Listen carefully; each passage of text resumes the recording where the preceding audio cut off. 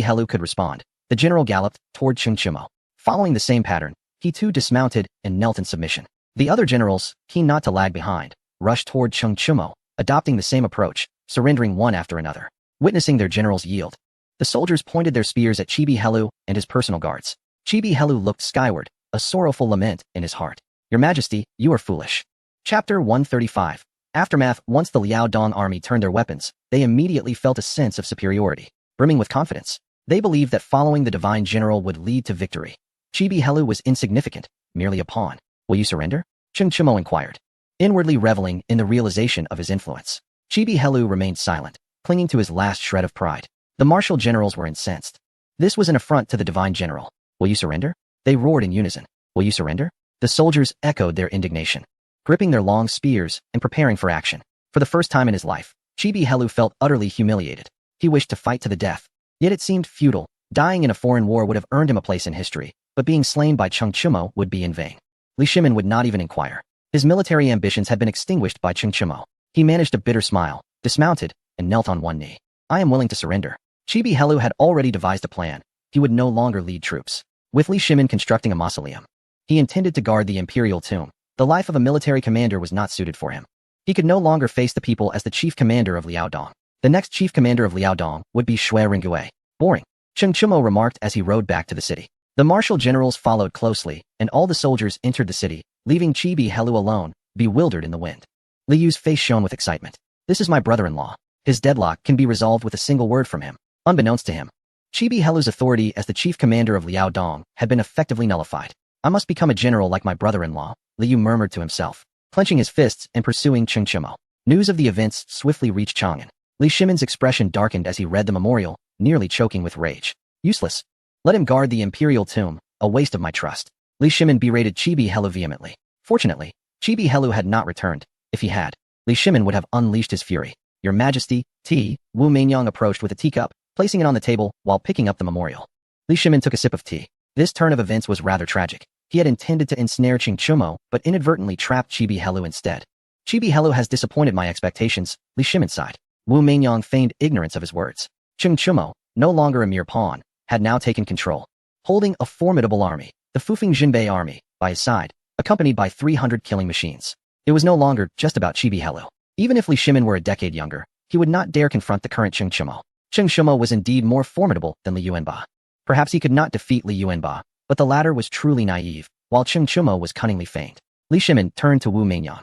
Meinyang, what do you think should be done about this matter? He asked. I believe this situation was entirely instigated by Chibi Helu, and how to resolve it is his responsibility. Not yours, Your Majesty, Wu Meinyang replied softly. Her light tone revealed a lack of empathy, for she understood that Li Shimin could not afford to be without her.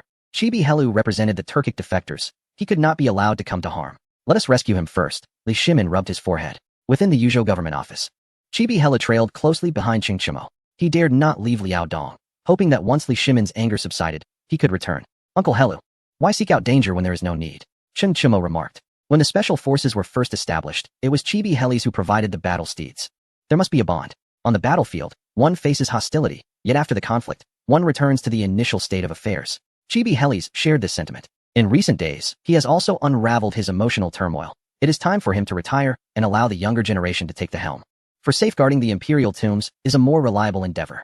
This is how he reassures himself. The old man is indifferent. He sighs, acknowledging that the guardianship of the royal tombs is not a solitary task, but requires the enduring commitment of the entire family. Without a promising future for the clan, it will inevitably decline and fade into obscurity. If Uncle Helis has anything to say, please do. I shall not hesitate to assist, Cheng Chimo declared. Chibi Helis felt a surge of gratitude. Cheng Chimo was commendable. He understood that his current situation was not solely due to Cheng Chimo's influence, but rather because Li Shimin required a guardian for the tombs. A ruler's heart is inscrutable. I have a concubine to offer you, Chibi Helis stated. Cheng Chimo stared blankly at Chibi Helis, bewildered. Is this permissible? Offering a concubine should be between peers, not to a younger generation. Chibi Helis chose not to elaborate further, retreating to a corner to await the imperial edict from Li Shimin. Days later, the edict arrived in Yuzhou. The gist was that Chibi Helis had acted without authorization, mobilizing troops without imperial consent, and he was summoned to the capital for punishment. Cheng Chimo could not simply allow Chibi Helis to be released. Wait. Cheng Chimo interrupted the eunuch conveying the decree. What did Li Shimin say to you upon your arrival? Did he intend to take Chibi Helis with just a word? You are overthinking this, Cheng Chimo asserted. The eunuch offered a wry smile and produced a letter. Upon opening it, it was merely a blank sheet of paper. His Majesty stated that any request should be written by oneself, the eunuch explained. Cheng Chumo was then satisfied, handing the blank paper to Li Yu. Do what you desire most, he encouraged. Li Yu, filled with delight, took up the paper and pen to write. I demand that Li Shimin apologize to my mother, the Empress Dowager, and restore her title of Imperial Noble Consort. Cheng Chumo delivered a swift slap to the back of his head. Do you believe Li Shimin would acquiesce to such demands? Do you think he would not eliminate your mother? Cheng Chumo reprimanded. Li Yu was indeed naive. How could Li Shimin be coerced by him? Cheng Chumo had strength, but Li Yu did not possess the same standing. Rewrite it, Cheng Chumo insisted. Li Yu, stubborn, clung to the blank paper. When you were my age, did you not engage in brawls daily? Would you have rewritten it? Li Yu countered. Cheng Chumo was momentarily taken aback. Inform Li Shimin that I wish for such events not to recur. Chibi Helis may return, and the Empress Dowager should be sent to Fufing County to accompany my mother. Cheng Chumo finally conceded, rubbing his eyes. The eunuch promptly bowed in acknowledgement. After Li Yu completed his writing, Cheng Chumo snatched the paper and tore it apart. Rebellion is not a game. If you possess the ability, go out and make your mark. Do not challenge your father. Cheng Chumo declared, his expression darkening. Li Yu opened his mouth, but the words were stifled. Cheng Chumo was right. Others might criticize Li Shimin, but Li Yu could not. He was his father, who had cast the Empress Dowager into isolation without ever contemplating her demise. Even in the throes of madness, he had never wished for her death. Li Yu lowered his head, absorbing Cheng Chumo's every word. The eunuch escorted Chibi Helis away. Brother-in-law, can you teach me? I aspire to become a formidable general like you, Li Yu implored. This notion had occupied his thoughts for a long time. Everything comes at a price. The Tang dynasty requires capable military commanders, but not a powerful prince. If Cheng Chumo were a prince, Li Tai and the other princes would be terrified. You may first learn from the special forces, Cheng Chumo replied. He had no desire to teach Li Yu, nor was he equipped to do so. Li Yu, single-minded, was not foolish. Choosing a mentor was crucial. By studying under the special forces, he might only attain the rank of a team leader. But to become a general like Cheng Chumo was a fanciful dream. Please, let me follow you and learn, Li Yu persisted. Cheng Chumo shook his head, unable to teach him. Undeterred, Li Yu insisted on accompanying his brother-in-law, thinking that such an opportunity would not arise again. He recalled a tale his teacher had shared. Lu Bu sought Ding Yuan, and later adopted Dong Zhuo as a foster father, becoming the mightiest warrior of the Three Kingdoms. Despite being labeled a traitor, he felt no shame.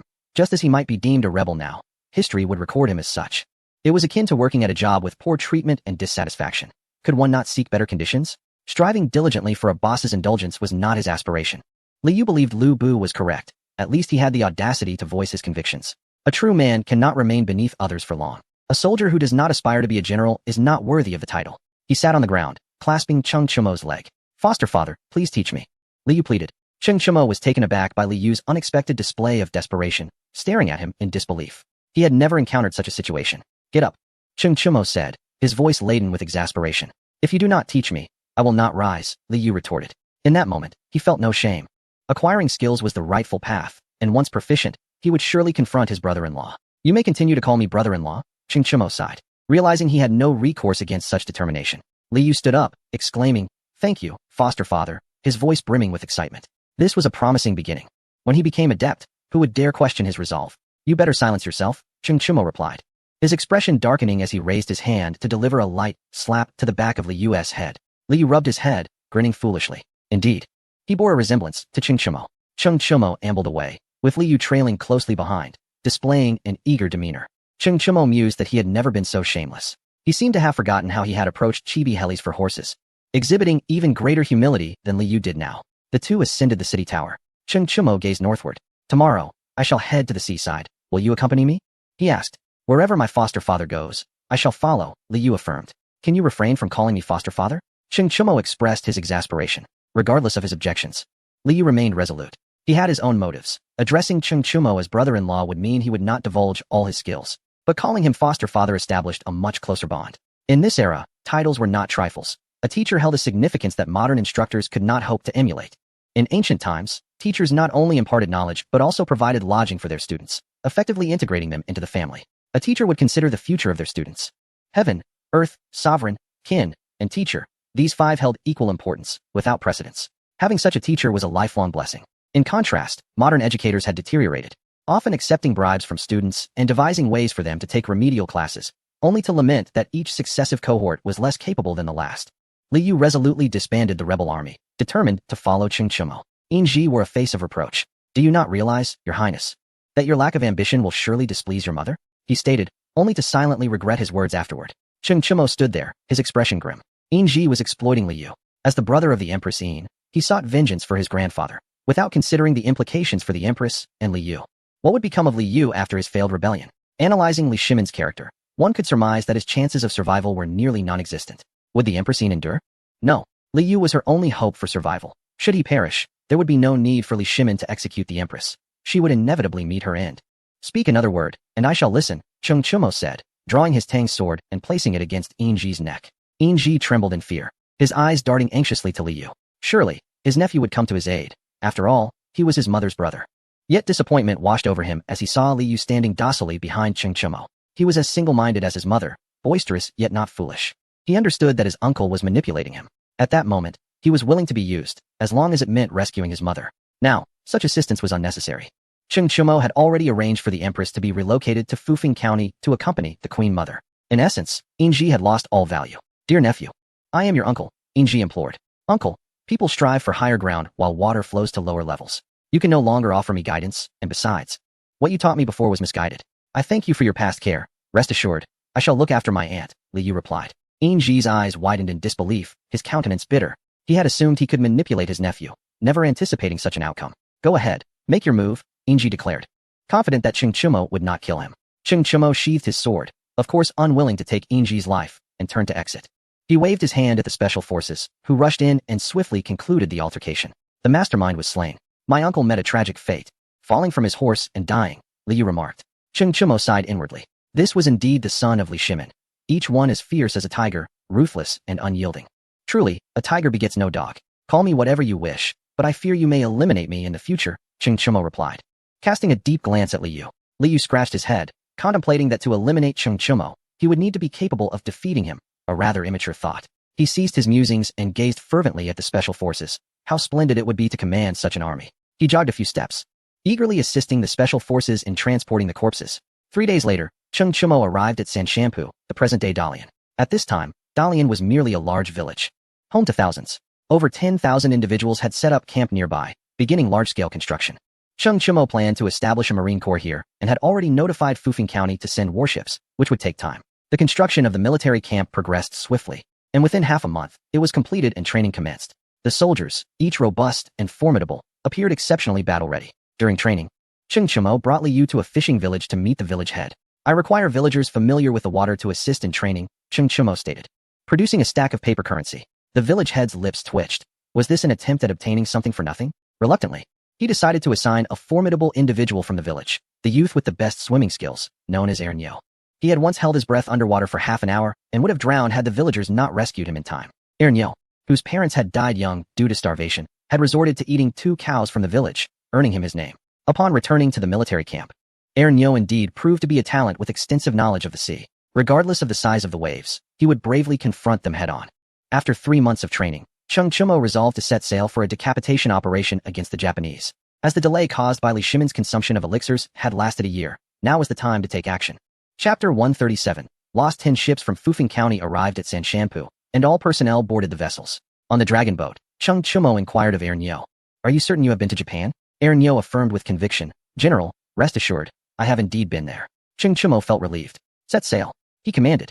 This time, he led over 2,000 men, a force sufficient to obliterate the 2,000 in Japan. Cheng Chimo had overestimated Ernyo while underestimating the sea. The dragon boat floated like a grasshopper on the surface of the water, the horizon a seamless blend of sea and sky, thankfully not veering off course. Days passed, and Cheng Chimo sat at the bow counting stones, his only task. The soldiers were no better off, staring blankly at the sea, returning to row the boat after tiring of gazing. Life aboard was undeniably laborious. Prolonged exposure would surely lead to madness and erratic behavior. Given a choice, they would prefer to walk rather than endure another moment on the boat.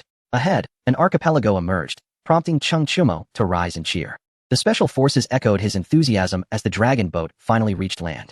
All soldiers disembarked onto a verdant island, its sands a bright yellow. The entire land blanketed in lush vegetation, with coconut trees standing out prominently. Cheng Chimo recognized these and commanded the special forces to gather coconuts.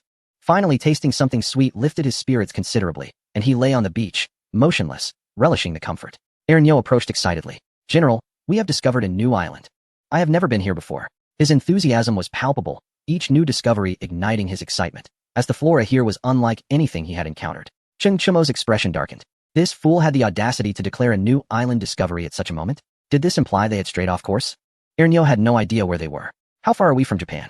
Chung Chumo asked, a sense of foreboding creeping in, dreading the possibility of Ernyo's ignorance. This was no jest. Losing oneself in the vast ocean made returning to Tang Dynasty exceedingly difficult. Ernyo scratched his head. I have been to Japan, but I do not know, he replied. Chung Chumo looked up at the sky, wishing for a modern map. Even if there were discrepancies, it would at least provide a general direction. Alas, it was merely a hope. Complaining served no purpose. They were here now. And perhaps seizing a piece of territory would prove beneficial. All troops assemble.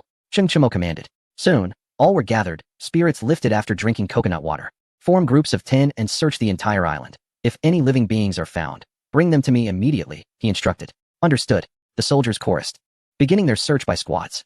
Chung Chumo returned to the ship, armed with a haphazard nautical chart that constituted the military map of the Tang Dynasty. He shook his head, lamenting the lack of diligence from his ancestors. The ships of the Sui Dynasty were the most advanced in the world, far ahead of their time.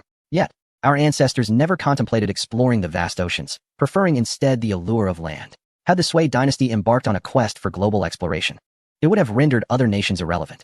They did not pursue such ventures, leaving the unknown forever shrouded in curiosity. Li Yu approached, his face a mask of despair.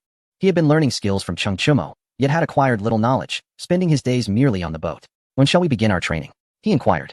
Chung Chumo, rising with hands clasped behind his back, responded, Do you know how many desire to follow in my footsteps? Do you understand what it means to be my disciple? The master opens the door, but the cultivation of one's abilities lies within the individual. A divine general must not only possess strength, but also strategy. Indeed, Chung Chumo was astute, standing upon the shoulders of giants. In his campaign against the Western Turks, he employed guerrilla tactics and blitzkrieg strategies, merging the two into a singular approach that left not only the Western Turks perplexed, but also the Tang Dynasty itself. This was why Li Shimin dared not to confront Chung Chumo. Li Shimin would rather grant Fufeng County to Chung Chumo than risk having him unleash his special forces indiscriminately, an unsolvable dilemma. Li Yu had more to say, but Chung Chumo delivered a sharp slap to the back of his head. Speak again, and I shall strike you down. Li Yu immediately fell silent. Disembark and seek the special forces for your studies, Chung Chumo commanded as he followed him off the ship. Over the course of 3 days, the soldiers scoured the entire island. Ernyo accompanied the special forces, his enthusiasm for flora evident as he unearthed a sweet potato to present to Chung Chumo. General, look at this. I plan to turn it into pickles for our sea journey, he exclaimed, brimming with excitement. Chung Chumo gazed at him in astonishment. Just one? He asked. Ernyo scratched his head, admitting, There are many, but I wish to keep them for myself. It has been said that sweet potatoes were introduced from the Americas to the Philippines and subsequently to China, a rather absurd notion. The narrative of world history has often been pinned by the West, attributing all accolades to themselves. It was not Spain that brought sweet potatoes to the Philippines. Rather, the Philippines already cultivated them well, subsequently introducing other varieties. Every plant has its own species, and sweet potatoes existed in the Tang Dynasty as well, albeit as a medicinal herb, a variant of the sweet potato. They were transported to the Americas during the Shangzhou period, where they underwent modification and became the sweet potatoes we know today. Why do I assert this? Because the ancestors of the Native Americans were indeed Shangzhou people, or essentially, descendants of the Huaxia. The Huaxia traveled along the Silk Road, traversing mountains and rivers to reach the Americas, bringing with them a plethora of seeds. Thus, the prosperity of the Americas was born. In those times, the Americas were inhospitable to human life, cloaked in perpetual ice and extreme climate fluctuations. It was only as the Earth's climate gradually warmed that the Americas became suitable for habitation. What flora could survive in such frozen desolation? Without the Native Americans, it would have remained barren land. I must assert that America has historically been part of Chinese territory, albeit occupied by foreign powers. 30 years east of the river, 30 years west. I firmly believe it will one day return to the embrace of its motherland. Every Huaxiao individual should take it upon themselves to reclaim their ancestral lands. We must not scorn our compatriots who have immigrated. That land is also ours, and we must approach it with normalcy. Chung Chumo, observing Ernyo's expression, sensed there was much more to be revealed. Surrender what you have, or face 500 strikes, he jested. Ernyo appeared to contemplate whether he could withstand such punishment, ultimately deflating like a punctured balloon, convinced he could not endure it. I will take you to gather more, he conceded. They returned to the spot where the sweet potatoes were found, uncovering a bounty of over 100. Chung Chumo was pleased and decided to bury a few to preserve them for later. They collected some soil along with the sweet potatoes before returning to the ship. Upon their return, they buried the sweet potatoes in the earth. Many do not understand the reasoning behind this. Burying the sweet potatoes extends their shelf life. And even if they rot over time, they will sprout anew. Left in the ship's hold, they would merely rot into a mess of decay by the time they returned to the Tang Dynasty. Chapter 138. The slaughter. Once Chung Chumo had ascertained the general direction, he felt assured. Since we have arrived, we must bring something back. Prepare boundary markers. From this day forth, This shall be part of the Tang dynasty's territory. He commanded. The soldiers buzzed with excitement. Though lacking the thrill of conquest, acquiring territory was still commendable. After the boundary markers were erected, Cheng Chumo's fleet began to navigate between islands, seeking to make contact with others. Yet, after much searching, no one was found. Ahead lay a vast island, its full expanse obscured. Cheng Chumo ordered the fleet to land. After half a month of searching, they finally discovered a village inhabited by a mere few hundred souls. Upon seeing Cheng Chumo, an elder hurried forward, his voice tinged with excitement.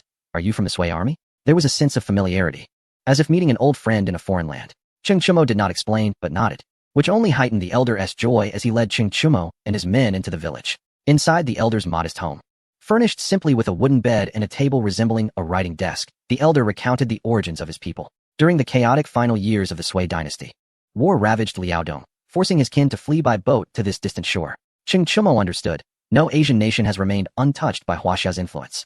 If one were to trace their roots, they would find many are indeed descendants of Huaxia, though some have forgotten their ancestry. Cheng Chumo continued to engage the elder in conversation. There was a lingering sense of camaraderie reminiscent of a bygone era, a time when friendships could shift to enmity and back again. Cheng Chumo departed with his fleet, arriving in Indonesia, another archipelago. The inhabitants bore a striking resemblance to Han people, with little distinguishing them. As Cheng Chumo set foot on the island, a group of Indonesian soldiers approached him. He harbored no fondness for Indonesia and chose to ignore them. Merely refraining from bloodshed was a testament to his good mood. Curiosity lingered as he passed a small village where the inhabitants utilized stone tools. Cheng Chumo opted not to enter, but pressed onward. Eventually, they encountered a city. Tell your lord I seek seeds, Cheng Chumo declared. Within the small city were merchants who had ventured to the Tang dynasty and understood his request. The city lord, gazing hungrily at the weapons in the Tang army's hands from atop the city walls, thought it would be splendid to acquire such arms. Greed overrode reason as he ordered his troops to advance against Cheng Chumo. Cheng Chumo, witnessing the enemy charge, wore a cold smile. He had been seeking an excuse to execute a massacre, and here it was, an opportunity too good to pass up. Commence the slaughter, he commanded. Li Yu's expression brightened. At last, there was a battle to be fought. He prepared to draw his Tang sword, casting aside its sheath to ensure it could be fully unsheathed. What are you doing? Cheng Chumo inquired. To slay the enemy, Li Yu replied. Cheng Chumo shook his head, perceiving the foolishness of the young man before him. Did you not see how the soldiers handled their weapons? Do you think one can simply draw the sword of a commander? He remarked. Li Yu, realizing his own folly, glanced at the dagger at Cheng Chumo's waist and reached out to draw it. Cheng Chumo swiftly delivered a slap to the back of his head. Have you ever seen anyone dare to seize the commander's dagger for their own use? You fool. Cheng Chumo berated Li Yu, astonished at his audacity to attempt such a reckless act. Get moving, he commanded. Without hesitation, Li Yu charged forth with his weapon. Lacking cavalry, the special forces could not unleash their full combat prowess, yet they were more than adequate to deal with their adversaries. The two sides clashed fiercely, with the special forces having a clear objective, to target the cavalry. The enemy was quickly routed, and the Indonesian troops began to scatter in panic. Cheng Chumo looked on disdainfully, deeming them worthless. They can only bully the unarmed common folk. An hour later, the city lord was brought before Cheng Chumo by the special forces. May you meet a wretched end. The innocent citizens are blameless. Why do you slaughter the city? The city lord bellowed. Cheng Chumo swiftly dispatched him with a single stroke, uninterested in further dialogue. While there are good people in the city, can we truly assume their descendants are virtuous? Not necessarily. He commanded. Kill them all, regroup, and acquire the map. We seek land, not lives. The special forces commenced their final sweep. That evening, Cheng Chumo entered the city, where the faint scent of blood lingered. Li Yu approached excitedly, his face smeared with blood and a gold ingot in hand. Father, we have struck it rich, he exclaimed, witnessing such wealth for the first time. Cheng Chumo remained impassive, knowing that slaughtering a city was the most lucrative endeavor, or else there would not be so many butchers in the world. Distribute it directly, he instructed. Li Yu hesitated, wishing to keep the fortune for himself. Father, Cheng Chumo delivered another slap to the back of his head. Dare to take even a small share for yourself. And in the next battle, you shall fight alone. Cheng Chumo's voice was laced with anger. Li Yu, still a fool, understood the need to protect their spoils. Why should the soldiers fight so hard, especially the soldiers from Liaodong? Did he not see the fate of Chibi Helis? If one does not cultivate goodwill, when the time comes, who will fight for you? Reluctantly, Li Yu covered his head and began to distribute the wealth.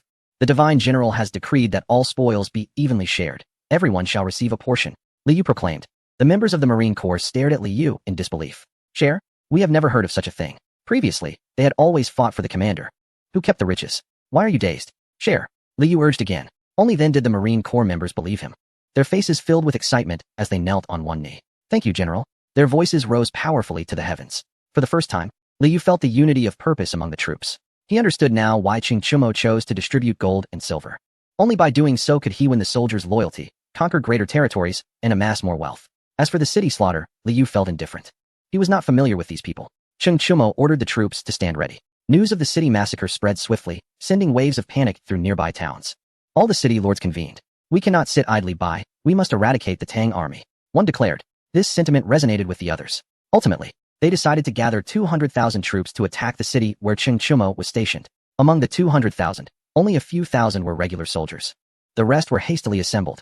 After half a month, Cheng Chumo city was besieged. He stood atop the city walls, surveying the scene. Interesting, he mused. Do not underestimate the masses. Their weapons may be lacking, but their sheer numbers multiply their strength. Li Yu's expression grew grave as he pressed his hands against the battlements. There are too many of them. We must break out, he urged. In truth, a breakout would be the best strategy. Today, I shall teach you some new skills. When facing the enemy, one must remain calm and not be blinded by their numbers, Cheng Chumo advised, pointing to the enemy forces as he began his analysis. Before the armies engage, the supplies must be secured. Where are their provisions? I see only a few rations on the soldiers' backs. This indicates they intend to fight to the last, believing they can win easily. Such overconfidence makes them vulnerable. Desperate measures do not always succeed. Even Xiang Yu might not prevail if given another chance. It could backfire. If we win this battle, we could seize land for 1,000 miles, Cheng Chumo added. Li Yu listened, somewhat perplexed. Even if we take this place, we cannot rule it. Why engage in such fruitless efforts? If we seek riches, we might as well raid the neighboring states of the Tang. Cheng Chumo's gaze deepened. He had not intended to divulge this, but Li Yu's inquiry prompted him to speak. Do you know there was once a massacre of Chinese here? For the insult of a single Chinese woman, they would pay 20,000. For the murder of one, the price would double. That year, 500,000 Chinese perished on this land, all unarmed. If they dared to confront our soldiers, I, Cheng Chumo, would have nothing to say. Remember, those outside our kin will harbor ill will. Showing mercy to them is cruelty to oneself. Li Yu clenched his fists tightly. They dared to kill 500,000 Tang people. They must pay for it. Father, I wish to command this war. Li Yu resolved to take charge. Cheng Chumo refused. It was not yet the right time. Li Yu was still not ready to lead a battle against overwhelming odds. Want to fight? It's simple. Order the special forces to assemble and follow me, Cheng Chumo instructed. Li Yu nodded and descended to the city gates. The special forces had already gathered by the time Cheng Chumo issued the call. Li Yu admired their discipline. This was true military order. He mounted a horse, which was somewhat unruly, lacking a saddle. The special forces adeptly controlled their steeds, while Li Yu struggled to maintain his balance. Cheng Chumo waved from above, and the city gates opened. The special forces charged out of the city, launching a direct assault. Li Yu frantically swung his Tang knife, striking the horse's rear, barely keeping up. As the special forces surged into the enemy camp, they slaughtered anyone in their path. The destruction was widespread, leaving severed limbs and bodies scattered across the ground. It was Li Yu's first encounter with such brutality, filling him with disgust. His face flushed as he lost his footing and fell from the horse. The special forces rushed past him, quickly surrounding him with enemy troops.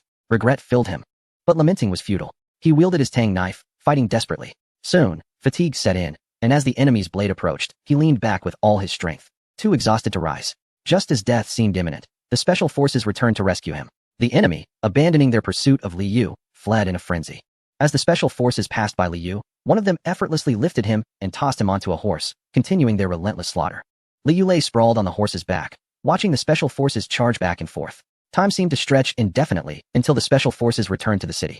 When he was finally set down, Li Yu felt dizzy and nauseous, his stomach churning violently. He coughed up bile, hastily covering his mouth to swallow it back down. Cheng Chumo observed him with a look of disgust, giving Li Yu a thumbs up. You truly possess grit. We shall feast on meat tonight, Cheng Chumo remarked.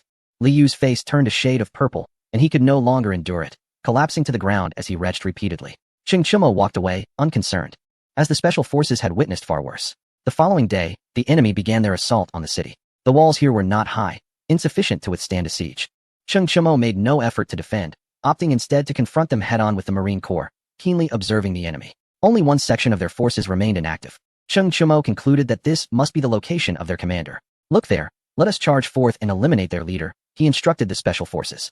Li Yu wished to accompany them, but Cheng Chumo intervened, determined not to allow Li Yu to be a liability. There will be ample opportunities for training. Follow the Marine Corps, for the special forces cannot afford to babysit you, Cheng Chumo stated. Li Yu bowed his head in silence, feeling the sting of disappointment. Being seen as a burden was far from desirable. Do not worry, my adoptive father, I understand, Li Yu replied. He recognized the significance of this mission for the special forces. Failure would allow the enemy commanders to evade capture, leaving no chance for decapitation. The operation commenced. Cheng Chumo observed the battle from the city tower. The conflict raged on until darkness fell. At last, the special forces succeeded in decapitating their target, prompting the enemy to retreat. Pursue them with all your might.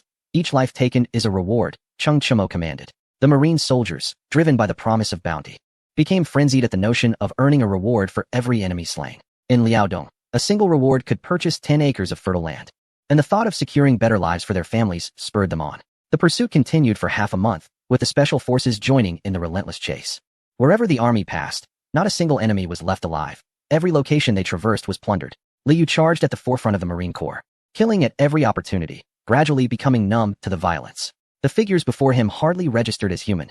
To him, they were no different from mere shadows. Remember, the enemy is the enemy, and none can be spared, he reminded himself. Cheng Chumo had no opportunity to accompany them, ordering the army to pursue in a straight line. He boarded a warship and commanded it to advance along the coast. A month later, Cheng Chumo reunited with his men. The tally of slain foes was uncertain, but the spoils of war filled every ship to capacity. They were now not far from the Tang dynasty. It is time to return, Cheng Chumo declared. This expedition to seek the Japanese had failed due to a lack of navigational charts. He resolved to return and acquire the necessary maps for another journey. Nonetheless, the venture was not without merit, for they had obtained sweet potatoes. Upon returning, he must prepare a candied sweet potato dish. Upon arriving at Sanshanpu, they found a considerable number of soldiers had sealed off the area. Cheng Chumo disembarked and inquired, "What is happening?" The soldiers, wary, replied, "We have received orders to secure this location, but the reasons remain unclear." Cheng Chumo nodded, refraining from pressing further, as the soldiers were not privy to additional information. Entering the military camp, he encountered Su Maogong, whose true name was Li Ji, an undiscovered military deity of the Tang dynasty. He had been kept in obscurity for reasons unknown to Cheng Chumo. Li Ji, a close friend of Cheng Yaojin, greeted Cheng Chumo warmly. "My dear nephew, where have you been for the past 6 months? You've missed so much," he exclaimed with hearty laughter, his words imbued with affection. Cheng Chumo returned the greeting. "I have recently been lost, but I have finally found my way back." Li Ji laughed heartily, appreciating Cheng Chumo's humor. They took their seats, and Cheng Chumo inquired about the current situation. Li Ji candidly relayed the news of Emperor Li Shimin's intentions. Cheng Chumo was taken aback. The emperor wishes to take action? Does this mean the conflict with Goguryeo is nearing its end? Have we reached Han City? He asked. Li Ji confirmed, "Indeed, we have reached Han City." Sighing, Li Ji expressed, "Some matters seem destined. Goguryeo is no longer a concern, yet His Majesty has issued a decree to hold our position and refrain from further assault." "Why the sigh, Uncle Li?" Cheng Chumo inquired. "It appears His Majesty does not intend to fully conquer Goguryeo, perhaps reserving it for the next emperor," Li Ji explained. Cheng Chumo fell silent, recognizing the need to pass the mantle to the future ruler. The Tang dynasty's forces were strong and formidable. Li Shimin's accomplishments were sufficient for a lifetime, leaving the remaining achievements for his son to secure a solid foundation for his reign. Cheng Chumo understood the dynamics of the imperial succession. Li Chengqian and Li Tai were mere distractions, while the true heir was Li Ji.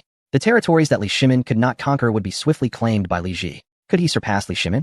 It was indeed a legacy left by Li Shimin, who embodied the adage of crossing the sea while keeping the heavens in the dark. As the narrative unfolds, the dramatic tension escalates, with Li Shimin arriving at Sanshanpu. Clad in armor, flanked by Cheng Yaojin and Wei Chai. It had been a decade since he donned armor. His physical condition barely supported its weight. "Your Majesty, perhaps you should wear the dragon robe instead," Wei Chai suggested. Li Shimin, brushing aside the advice, managed to take a few steps before leaning against a pillar, panting heavily.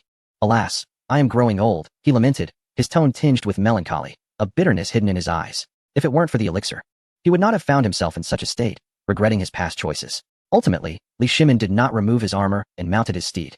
"To Sanshanpu," he commanded. A messenger approached, kneeling before him. "Your Majesty, Duke Dian has arrived at Sanshanpu ahead of you," the messenger declared with conviction. Li Shimin's face darkened. The last person he wished to see was Cheng Chumo, whom he had presumed was lost at sea. To his dismay, Cheng Chumo had returned at such a pivotal moment when Li Shimin was on the verge of achieving a significant victory at Han City. The news of Cheng Chumo's presence extinguished his good spirits, particularly regarding Li Yu, who had the audacity to declare Cheng Chumo as his adoptive father. "How shall I address Cheng Chumo upon our meeting? Will it be little brother?" Li Shimin pondered, turning to Cheng Yaojin, who merely gazed skyward, searching for a cloudless day. "Indeed, the weather is splendid today," Cheng Yaojin remarked with a chuckle. Li Shimin, amused, responded, "Uncle Cheng, you are quite remarkable. It seems you have finally learned to appreciate the weather." "Indeed, Cheng Yaojin began, but was quickly silenced, not wishing to complete the thought. Li Shimin had just addressed him as Uncle Cheng. In an instant, his face darkened further. "Ha ha!" Li Shimin laughed heartily. He had long since come to terms with matters concerning Cheng Chumo. He understood his own circumstances well enough. With the divine physician at his side, he could extend his life by a couple of years, and he was already quite content with that. He recognized that this would be his final opportunity to ride into battle, his last expedition. As one nears death, their words tend to be sincere. He had gained clarity on many matters. Initially, he intended to eradicate Goguryeo completely, but after some reflection, he decided to leave his son with a few tasks. A parent should exert 7 parts of their strength, leaving 3 parts for their descendants. Goguryeo could remain, but he had no intention of leaving the Western Turks. He sought to completely open the Silk Road, ensuring that this economic artery faced no further obstacles. The remainder would no longer concern him. Upon arriving at Sanshampu, Li Shimin met with his adversary, Cheng Chumo. Within the tent, the military generals dared not speak. Li Shimin and Cheng Chumo stood facing each other. Cheng Chumo gazed at Li Shimin's graying hair and sighed inwardly. The once great Khan had reached his twilight years. He bowed deeply and declared, "I pay my respects." "Your Majesty." The generals were somewhat incredulous. Could it be that he actually bowed to Li Shimin? Hadn't they been at odds? "No need for formalities, let us sit." Li Shimin replied with a smile. His mood had markedly improved, and Cheng Chumo was quite accommodating. Yet, this gesture bore little significance, outwardly smiling. Li Shimin had already condemned Cheng Chumo to death in his heart. He would not allow the future emperor to face Cheng Chumo. He himself felt a profound impotence in dealing with him. Could his son manage? No, he could not. Li Shimin's death would coincide with Cheng Chumo's demise. Regardless of the painful cost, he would show no mercy. Cheng Chumo must die. If he did not, the future emperor would be burdened by an insurmountable mountain of pressure. "I believe we should seal off Silla and Beach. Only then can your Majesty's safety be assured," Li Ji stated, rising.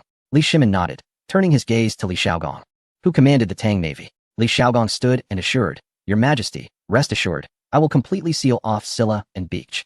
Cheng Chumo wished to intervene, but Li Shimin had no desire to allow him any credit. With a smile, Li Shimin shook his head. "No need to seal them off. Let Silla and Beach perish." With those words, Li Shimin rendered the nations worthless with a single decree. Li Shaogong acknowledged this. Li Shimin then turned to Su Dingfang. "You will lead 50,000 Liaodong troops to handle Silla and Beach." Su Dingfang rose in agreement. "Who will be responsible for the covert operation?" Li Shimin inquired again. The generals fell silent, knowing Li Shimin already had someone in mind.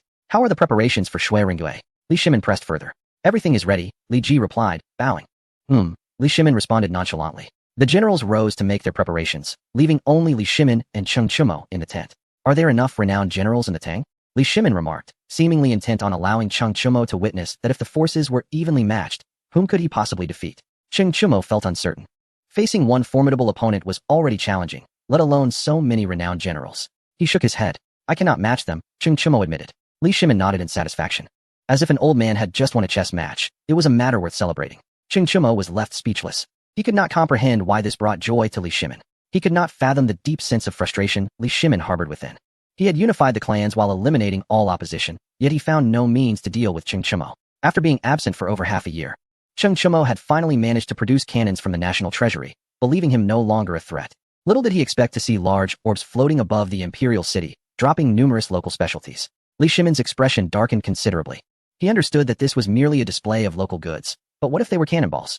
The falling specialties made Li Shimin realize that he could not move against Cheng Chumo. Even with cannons, he could not strike. "I wish to eliminate Beach and Silla," Cheng Chumo asserted. Li Shimin shook his head. Cheng Chumo rose. He would not plead with Li Shimin. Even if he spoke softly, Li Shimin would not acquiesce, deeming it beneath his dignity. Cheng Chumo walked towards the tent's exit. "Li Yu is a good lad. I hope you teach him earnestly. If he can inherit your mantle, I would be greatly comforted," Li Shimin remarked. Cheng Chumo offered no reply as he exited the tent. Once outside, Cheng Chumo felt a sense of urgency. Li Shimin did not conceal his murderous intent. What did inheritance mean? Only the dead require heirs. Returning to the military camp, Cheng Chumo assembled the troops. This was not his concern. He intended to return to Fufeng County to cultivate sweet potatoes. He had no intention of taking the Marine Corps with him. Addressing Ernyo, he said, "The ship is yours. You command these 10,000 men. Do you dare?" "Of course," Ernyo replied nonchalantly. "It's not much different from herding cattle. Rest assured, General, when I have free time, I will take them to search for plants and procure treasures for our fellow villagers. They will appreciate it." Cheng Chumo smiled. He led Ernyo onto the reviewing stand. "Soldiers, you have undoubtedly reaped a bountiful harvest this time," Cheng Chumo declared. The soldiers laughed heartily, indeed having gained significantly. "Do you know why?" Cheng Chumo continued. "Thanks to General's generosity," the soldiers chorused. Cheng Chumo shook his head. "This matter has nothing to do with me. It was all Ernyo who led us to prosperity. Do you wish to prosper again?" Cheng Chumo asked, pushing Ernyo forward. The soldiers eagerly gazed at Ernyo. They had heard of the auspicious general. To be led by him was a stroke of fortune. Chapter 141. Returning home, Ernyo successfully assumed command of the Marine Corps. And Cheng Chumo gave a few more instructions. "There are no military salaries. You must find your own way. As long as you don't operate within the Tang territory, you may seize at will, provided you do not harm the citizens of the Tang. You may also detain any ships that do not belong to the Tang." Ernyo nodded blankly, mysteriously patting his chest. He possessed a maritime map of the areas they had traversed last time. He planned to raid the same route once a year. Cheng Chumo departed the military camp, with Li Yu following closely behind. Adoptive father. Can Li Shimin tolerate the Marine Corps? Li Yu voiced his concerns. He felt a connection to the Marine Corps and feared that Li Shimin might disband it. Cheng Chimo did not respond. He knew Li Shimin would not quarrel with him over these 10,000 men, nor would he resort to violence against them. Once the governor of Liaodong was established, Li Yu would understand Li Shimin's intentions. The Marine Corps could have several more thousands without issue. The generals Li Shimin had stationed there were sufficient to instill fear. Any potential disturbances could be easily resolved. This was Li Shimin's confidence. This was the strength of the Tang dynasty. Cheng Chimo returned to Yuzhou. A steward approached him, accompanied by a woman cradling an infant in her arms. The child, with a round and adorable face, evoked a bittersweet smile from Cheng Chimo. She was but a concubine of Chibi Helu, sent to him along with the newborn. The steward bowed respectfully and presented a letter to Cheng Chimo, who accepted it as the steward departed. The woman wished to follow him, but the steward informed her, "You will henceforth be the concubine of the Duke of Cheng. The master has already arranged for your stay." The woman bit her lip, tears glistening in her eyes, and bowed deeply, expressing her gratitude for the steward's care during her time there, vowing to repay him if the opportunity arose. The steward hurriedly stepped back, unwilling to accept her gratitude. For though the concubine held no status, her child represented the hope of Chibi Helu. "I cannot," he said, and after another bow to Cheng Chimo, he departed. Riding out of the city, he arrived at a desolate mountain where a coffin awaited. The steward bowed toward the south, affirming his loyalty to his master. With a weary smile, he took out poison from his bosom and drank it, lying down in the coffin as he slowly closed his eyes. He had fulfilled the task entrusted to him by Chibi Helu, a secret that must remain undisclosed. In the Yuzhou prefecture, Li Yu held the child as he inquired, "What shall we name the child?" Cheng Chimo turned to the woman, who shook her head, revealing that the child bore no name and no surname. Cheng Kangjian. Cheng Chimo declared, understanding Chibi Helu's intentions. This child was the continuation of the Chibi Helu lineage, and the surname was of little consequence as long as there was an heir. The woman bowed again, thanking the Duke, to which he replied, "Do not address me as Duke. From now on, call me Xianggong. There are matters you must not speak of, understand? If following Chibi Helu's wishes, this woman too would meet her demise." Cheng Chimo's heart ached. Though she was merely a concubine, she was also a citizen of the Tang dynasty. "Let us return to Fufeng County," he stated. The special forces were already prepared, and the group set off. Upon returning to Fufeng County, the area was bustling with factory constructions. The prominent families had established shares in factories within Fufeng County to facilitate their businesses, allowing for swift shipments and reduced transportation costs. Fufeng County had thus become the commercial hub of the entire Tang dynasty. Bringing the woman back to the villa, he found Li Lizzie absent. As there were many matters to attend to in Fufeng County, Empress Zhongsun was deep in calculations, her small face contorted with concentration, for each accounting session was laborious, often involving sums in the millions. "Greetings, mother," Cheng Chimo said, neglecting to bow. The Empress's expression brightened at his return. "You've done well with Li Yu," she praised, her eyes sparkling with joy. Cheng Chimo smiled gently, approaching the table. "Mother, may I teach you Arabic numerals? Also, the abacus, with these tools. Calculations will no longer be burdensome. First, wash up and rest. This matter is not urgent. You've had a tiring year abroad," Empress Zhongsun replied with a smile. Cheng Chimo had not yet eaten since his return, and it was unreasonable to expect him to teach arithmetic without first having a meal. "Go wash up. I will prepare you something to eat," she insisted. Cheng Chimo nodded, feeling warmth in his heart. He owed thanks to Li Shimin. Without his support in pushing Empress Zhongsun forward, Cheng Chimo would not have found himself in this situation, enjoying these privileges thanks to Li Shimin's favor. After bathing, Empress Zhongsun noticed the woman and child. The woman, hailing from a humble background, was clearly overwhelmed. After a brief bow, she stood unsure of how to proceed. Empress Zhongsun's expression darkened. "You return after a year with a child? And you think of cooking? I would be satisfied if you simply ensured the child was fed." "Give me the child," she commanded. The woman's eyes reddened as she clutched the child tighter. "No," she replied defiantly. Empress Zhongsun was taken aback, encountering someone who dared to resist her. Curious, she wondered about the woman's identity. Cheng Chimo emerged from the bathing area to find the woman had been assigned a room, no longer present in the main hall. "Come here," Empress Zhongsun called, her tone frosty. Cheng Chimo, puzzled, approached and seated himself opposite her. "What troubles you, mother?" he inquired. What is the story behind this child?" she demanded. Had it been anyone else, Cheng Chimo would have faced retribution. Empress Zhongsun, a paragon among women, wisely chose to inquire first. Cheng Chimo hurriedly explained the situation in detail, recounting events as they had unfolded. Upon hearing his account, Empress Zhongsun's expression turned to one of wry amusement. It seemed all was a consequence of Li Shimin's mischief. Why must an entire family be tasked with guarding the imperial tombs? They tout it as a great favor, yet no one is foolish enough not to see through it. Eventually, the truth will surface. She glanced toward the room where the woman was, her expression complex. It was no wonder the woman refused to surrender her child. She likely feared for the child's safety at Empress Zhongsun's hands. "Fetch the child for me to see," Empress Zhongsun ordered. Cheng Chimo did not move. "Xiaoqing, come out," he called. The woman, named Xiaoqing, emerged, cradling the child. With open arms, Cheng Chimo received the child from her grasp. Empress Zhongsun shot him a disapproving glance. Hand him over, she insisted, her voice tinged with urgency, a testament to her maternal instincts. Cheng Chumo complied, placing the child in Empress Zhongsun's embrace, who then felt all her worries dissipate. What a darling little treasure, she exclaimed, her face blossoming with affection. The woman, now at ease, stood by. After a brief moment, Empress Zhongsun rose to prepare a meal, and the resourceful Xiao Qing handed the child back to Cheng Chumo, following the empress into the kitchen. Such was the nature of women from ordinary families, skilled in navigating their roles. Empress Zhongsun was pleased, guiding her in the culinary arts. Once the meal was prepared, Empress Zhongsun summoned imperial concubine Yin. The concubine entered the villa with her son, Li Yu, filled with envy at the splendid surroundings. Upon seeing Cheng Chumo, she bowed, her eyes brimming with gratitude. Thank you, Duke, she said, acknowledging him. I have met my foster father and the empress. Empress Zhongsun was momentarily taken aback. Then her expression darkened as she seized Cheng Chumo by the ear. Let us see how I shall discipline you, she coldly remarked. It was unacceptable for Li Yu to call Cheng Chumo foster father, and the imperial concubine seemed quite proud of her son's newfound ally. Relieved that he no longer had to live under Li Shimin's shadow. Chapter 142. In matters of great importance, there is no room for sentiment. Empress Zhongsun dragged Cheng Chumo back to her chamber. Ah, that hurts. His cries echoed. If you dare to shout, hold it back, she scolded. This is not my fault. It's all Li Yu's doing. He insisted on calling me that, and I assure you I will have him corrected, Cheng Chumo said, his tone laced with unease. Outside the room, the onlookers exchanged bewildered glances. After a moment, Empress Zhongsun gracefully exited the chamber, with Cheng Chumo following, his demeanor submissive, his ears flushed. Let us dine, she announced. Empress Zhongsun smiled as if nothing had transpired. After dinner, she resumed her calculations. Cheng Chumo sought out Li Lizzie and arrived at the mansion. Li Lizzie, adorned in a pink hanfu and wearing a white jade mask, was seriously examining a letter. To his surprise, Shitzi was present. As Cheng Chumo approached, Shitzi hurried over. Brother-in-law, she sweetly exclaimed. Cheng Chumo picked her up. What a good girl. Go play, he said, intending to send her off. Shitzi pouted and glanced at her sister Li Lizzie before skipping away. Shameless, she muttered under her breath. Li Lizzie's cheeks flushed as she was suddenly swept up in Cheng Chumo's embrace. Did you miss me? He inquired. Li Lizzie, feeling weak, admitted that not wanting him would be a lie, and she gently nodded, burying her head in his chest. Cheng Chumo, holding Li Lizzie, prepared to depart when Li Chengqian blocked their path. I have something to discuss, he stated, casting a disdainful glance at Li Lizzie, the atmosphere thick with tension. Get lost. I have no time, Cheng Chumo retorted angrily, frustrated by Li Chengqian's timing. Li Chengqian stood still, hands behind his back.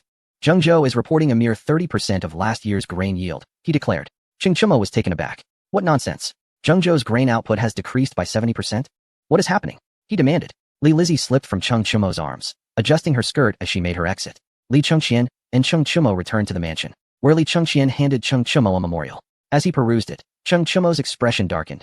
Zhengzhou had been beset by relentless rain for half a month, rendering all wheat fields unharvestable. What was infuriating was the inaction of local officials, who were conscripting large numbers of laborers for road repairs instead of prioritizing grain harvests. If the populace were allowed to focus on the harvest, we could recover at least another 20%. Do not underestimate that figure. It could sustain millions, he stated. What do you plan to do? Cheng Chumo pressed. Li Chengqian sighed, feeling powerless. The officials in Zhengzhou had deep ties to the Helan family, and any action against them would cost him their support. This would be akin to severing one's own limbs, he lamented. The Helan family has always been my staunch supporter. I am in a difficult position. Cheng Chumo glared at him. You are the crown prince. You do not need anyone else's backing. How can you expect to inherit the throne if you rely on others? Furthermore, the Helan family may not genuinely support you. Believe me, eliminate them ruthlessly. From top to bottom, he coldly advised. Li Chengqian managed a bitter smile, recognizing his brother's ruthlessness. Is there truly no better way? He asked, reluctant to abandon the Helan family, as his supporters were few. Cheng Chumo's disappointment was palpable. At this moment, you still hesitate? If you possessed even a fraction of Li Shimin's resolve, who would dare contest your claim to the throne? Grain is the foundation of the nation. There can be no leniency now. If the officials in Zhengzhou abandoned their road repairs and organized the populace to harvest, the outcome would be drastically different. The common people, witnessing the wheat sprouting in the fields, experience a sentiment incomprehensible to the elite. They seem to live detached from the struggles of the common folk. Zhuge Liang spoke wisely. In the halls of power, decayed wood serves as officials. In the royal court, beasts consume their allowances. Those with wolfish hearts and dog-like behavior thrive in the court. The sycophants and flatterers govern. Thus, the state suffers, and the people are mired in suffering. You, having ascended to the halls, ought to rectify governance and support the nation, yet you oppress the common folk, bringing calamity upon the state. Such grave sins cannot be tolerated by heaven or earth. The people of the world desire to feast upon your flesh. Hence, you should voluntarily relinquish your claim to the crown and allow those willing to take action to assume power, Cheng Chumo stated coldly. Li Chengxian stood in fury, refusing to yield his title without a fight. Cheng Chumo, are you betraying me too? He shouted. Cheng Chumo rose, pointing a finger at him. When have I ever supported you? Speak again, and you shall see, he warned, showing no mercy. Brother, you cannot be indecisive. Such hesitation will hinder great accomplishments.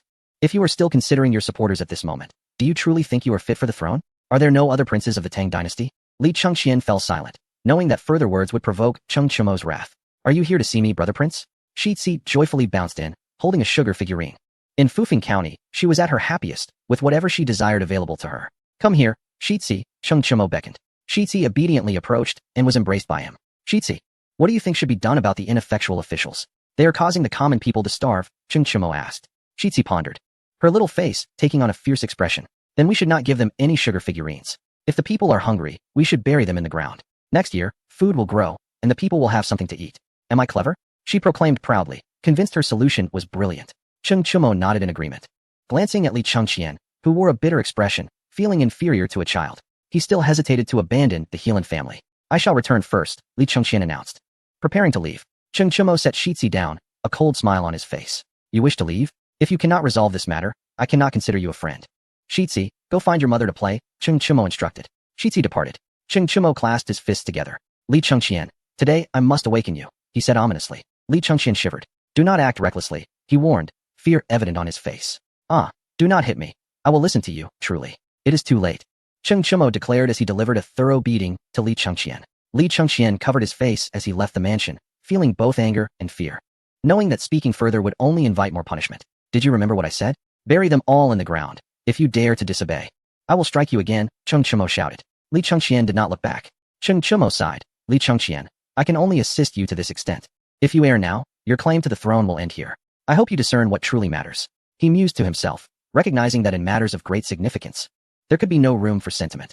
Should Li Chengxian disregard Cheng Chumo's counsel, there would be little Cheng Chumo could do. In the palace, at the Ganlu Hall, Lady Wu stated, Sister, the crown prince has fallen into a trap. He cannot bear to confront the Heelan family. Wu Shun replied, Sister, do not meddle in affairs that do not concern us. The struggle for the throne is beyond our reach. You have quite the fondness for Heelan Angshi, do you not? The Heelan family sent a betrothal gift, and our mother did not refuse. Wu Shun's face flushed. I am still serving in the princess's fief, she replied. Chapter 143, Lady Wu entices Li Ji. Lady Wu felt a twinge of envy for her sister, who could marry a robust young gentleman. After sending her sister off, in the secluded garden, Wu Mingyang strolled leisurely, her gaze falling upon Li Ji, who was engrossed in reading within a pavilion. A flicker of intrigue crossed her eyes as she contemplated drawing nearer to him. While others may remain oblivious to Li Shimin's intentions, Wu Mingyang had her own suspicions. Li Ji had reached the age for enfeoffment, yet Li Shimin had delayed such decisions, hinting at complexities beyond the surface. Li Chengxian and Li Tai, vying for the position of crown prince, had resorted to every conceivable tactic, while Li Shimin appeared as a detached observer, offering no assistance to either side. It seemed that the ultimate victor would be Li Ji. Initially, Wu Mingyang believed that Li Chengxian would ascend to the throne of the Tang dynasty, bolstered by the support of Cheng Chumo. However, Li Chengxian's indecision, influenced by a cadre of ineffectual officials, proved disheartening. Food, the very foundation of the nation, should not be subject to favoritism. A decisive approach from the top down was imperative. To pacify the Heelan family, he had even shown leniency, a serious miscalculation that would likely provoke Li Shimin's ire. Such negligence towards the common people in favor of appeasing a noble family was egregious. The Heelan clan, though formidable, was ultimately inconsequential in the face of imperial authority, akin to a robust ant. The fact that such an ant served as Li Chengxian's ally painted a stark picture of his ineptitude, which, despite his reputation for virtue, was insufficient for the throne. Feigning ignorance of Li Ji's presence, Wu Mingyang wandered further into the garden, occasionally adopting a pensive demeanor. From a distance, Li Ji could not help but be captivated by her beauty. It was no wonder that Li Shimin kept her close. To interrupt the Prince of Jin during his studies would warrant no reproach from him. Wu Mingyang pretended to have just noticed Li Ji and called out from afar, her voice resonant and reminiscent of Empress Zhongsun. Li Ji was momentarily taken aback, feeling as though he were in the presence of Empress Zhongsun herself. Unable to restrain his gaze, he fixated on Wu Mingyang, who, pleased with the effect she had, reveled in the manipulation of hearts. Though Li Ji was favored by Li Shimin, Empress Zhongsun's affections were directed towards his two elder brothers, leaving him yearning for maternal love. Wu Mingyang's presence deeply attracted him. Rising, Li Ji approached her, and as Wu Mingyang curtsied, she feigned weakness, prompting Li Ji to assist her. Are you unwell, Wu Kairan? He inquired. She quickly stepped back, coolly replying, I am fine. Li Ji felt an elusive intimacy. Although they had just touched, an undeniable distance lingered between them. Wu Meinyang bowed once more before gracefully departing, leaving Li Ji in a daze, enchanted by their first encounter. Her demeanor echoed that of Empress Zhang, initiating conversation to kindle Li Ji's imagination, yet maintaining an air of distance that left him yearning for more. Determined to visit the Ganlu Hall, Li Ji observed Wu Meinyang from afar, who was engrossed in a book, occasionally offering critiques. Listening from a distance, he silently praised her intellect, recognizing her as a true talent. Sensing his gaze, Wu Meinyang looked up, and their eyes met for a prolonged moment, causing her cheeks to flush as she shyly retreated to her chambers. Li Ji, filled with longing, dared not intrude but instead watched from a distance, leaving only when darkness fell. From that day forward, Li Ji passed by Ganlu Hall daily, yearning for a glimpse of the woman who captivated his thoughts, though such encounters were not guaranteed. This was a deliberate ploy by Wu Meinyang.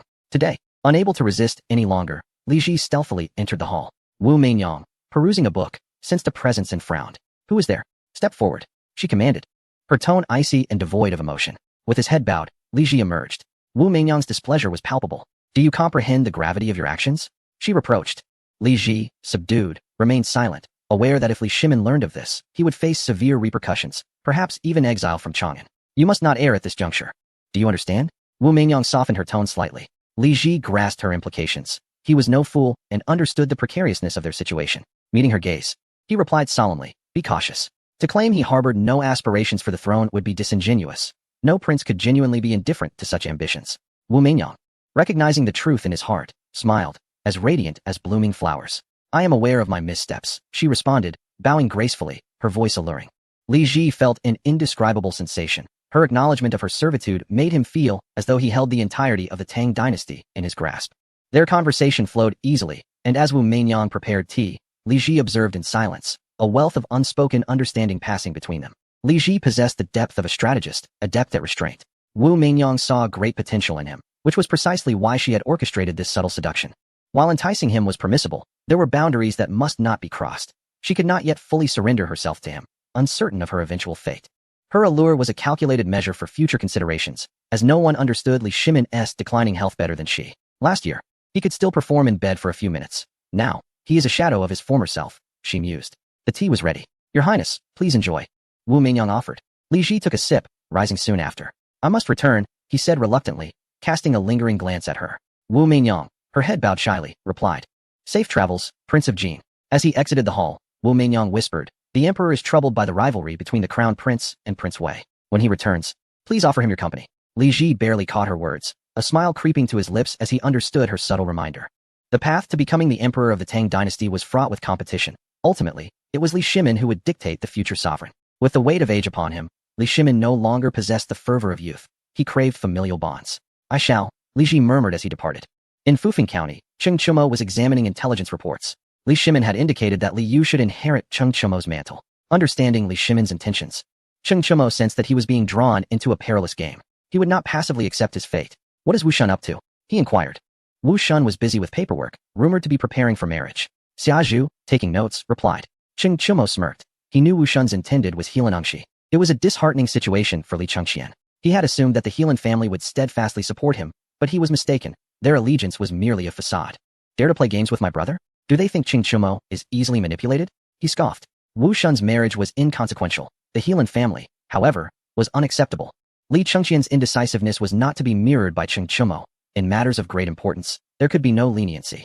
Rising, Cheng Chumo gathered his elite soldiers and set forth for Chang'an, determined to exert his influence. Cheng Chumo stood before the grand entrance of the Wu family, the ancestral home of the legendary empress. Upon his arrival, the Wu brothers hastily emerged to greet him, having had the honor of meeting the Duke of the nation. "I apologize for not extending a proper welcome upon your arrival," said Wu Dalong, his excitement palpable. The Wu family had seen better days, and Cheng Chumo's presence ignited a flicker of hope within them. It was common knowledge that Cheng Chumo was a figure of great significance. Even a mere stomp of his foot could send tremors through Chang'an. Cheng Chumo cast a casual glance at Wu Dalong, who felt a sudden jolt of unease. Something about Cheng's gaze was amiss. He was certain that neither he nor his brother had ever slighted Cheng, nor were they worthy of doing so. As they settled into the parlor, Wu Dalong offered tea, but Cheng Chumo declined. "You have a lovely sister, Wu Shun, and I have intentions of forming an alliance through marriage. Can you make that decision?" Cheng Chumo stated directly, uninterested in idle chatter. Wu Dalong exchanged a glance with his brother, both recognizing the joy reflected in each other's eyes. However, they faced a dilemma. The Helan family had already sent marriage gifts, and they were not a family to be trifled with. Cheng Chumo, sensing their hesitation, continued, You should understand who I am. And I am aware that the Heelan family has made their proposal first. It matters not. They cannot compete with me. Nor are they worthy to challenge me, unless they are courting death. The Wu brothers contemplated Cheng's words, realizing he was indeed a formidable force. Choosing to forsake the Heelan family was undoubtedly the wisest choice. Rest assured, I will take charge of this matter. Wu Shun shall marry into the Cheng family. And it is imperative that she does, Wu Dalong asserted, addressing Cheng Chumo with familiarity. Cheng Chumo smiled in approval. You are quite astute. Your family has risen through commerce. I presume, if you wish to engage in trade, you may consider Fufeng County. With my support, profit is a certainty. Cheng Chumo, unperturbed by the prospect of offering them advantages, continued, to ensure a horse runs swiftly, one must provide it with ample fodder. The Wu brothers rejoiced, almost compelled to bow in gratitude. Life had been exceedingly difficult since their father's passing, and the prospect of aligning with Cheng Chumo alleviated their financial concerns. Fear not. I shall escort my sister to Fufeng County this afternoon, Wu Dalong proclaimed confidently. Satisfied, Cheng Chumo took his leave. Soon after, Wu Shun's mother, Lady Yang, entered the parlor. Her expression a tapestry of emotions, having overheard Cheng Chumo's declarations. What do you think of this matter, mother? Wu Dalong inquired, unperturbed by Lady Yang's potential objections, for she was a woman who valued the greater good. It is a curious twist of fate. The Li family usurped the Sui dynasty, and Wu Meinyang, as a remnant of Sui, reclaimed the throne from the Li. Let it be as you have proposed. We cannot provoke Cheng Chumo, Lady Yang said with a wry smile. I have returned, Wu Shun announced, bearing a bundle as the transfer of her fiefdom had been completed. She would no longer serve as a steward and could now focus on domestic affairs. Lady Yang's expression grew more complex. She pondered whether Wu Shun's marriage to Cheng Chumo would be a blessing or a curse. The Wu brothers, however, had no such reservations and prepared to convey Wu Shun to Fufeng County. Brother, where are you taking me? Wu Shun asked anxiously, unable to comprehend her brother's haste. To your husband, where you shall enjoy a life of comfort. You must behave, Wu Dalong replied. Wu Shun's cheeks flushed, as she mistakenly believed they were delivering her to the Heelan family. After a day and night of travel, they dismounted the carriage. Wu Shun, too shy to meet Cheng Chumo's gaze, found herself taken aback upon seeing him. Here is your bride, whom you know well. She will manage the fief of Princess Chong Lu with great diligence and will surely be a supportive partner, Wu Dalong extolled, showcasing his sister's virtues to Cheng Chumo. Thank you for your efforts. I have prepared a feast. Please, come inside, Cheng Chumo invited. The brothers felt a surge of pride, shedding their past subservience as they strolled into the banquet hall. Alone with Wu Shun, Cheng Chumo sensed her realization. Her brothers had effectively bartered her away. She looked at him with a mixture of complexity and resignation, aware of the secret bond between him and Li Lizzie. Each day, she lived in trepidation, longing to escape her fate, only to find that Cheng Chumo would not release her. What are your intentions? Wu Shun asked, her gaze lowered, biting her lip. Her envisioned romantic partner now but a distant memory, leaving her to face Cheng Chumo alone. Cheng Chumo gathered her in his arms and led her to a vacant room in the manor. Soon, her cries echoed through the hall. An hour later, Cheng exited the chamber, and Wu Shun followed closely, drenched in cold sweat with every step. Cheng Chumo, having transformed her perspective, carried Wu Shun as she complied without resistance. After their encounter, her feelings shifted. She gazed at Cheng Chumo with newfound admiration, recognizing his prowess. Perhaps marrying him would not be so dreadful. Cheng Chumo brought her to a charming estate, cautious not to return to the villa. Wu Shun's expression darkened. She understood the implications of Cheng Chumo's relationship with Li Lizzie all too well. She realized that being a concubine was a fortunate fate, yet feared the possibility of remaining nameless. As they entered the estate, the room was adorned with warmth and a few potted flowers. I shall grant you a title, provided you follow me earnestly, Cheng Chumo promised. Wu Shun's tears flowed. How could she prove her sincerity after surrendering everything? Seeing her distress, Cheng Chumo softened his tone. What I mean is that we need time to adapt to one another. Wu Shun's cheeks flushed as she shifted away, hesitant to meet his gaze.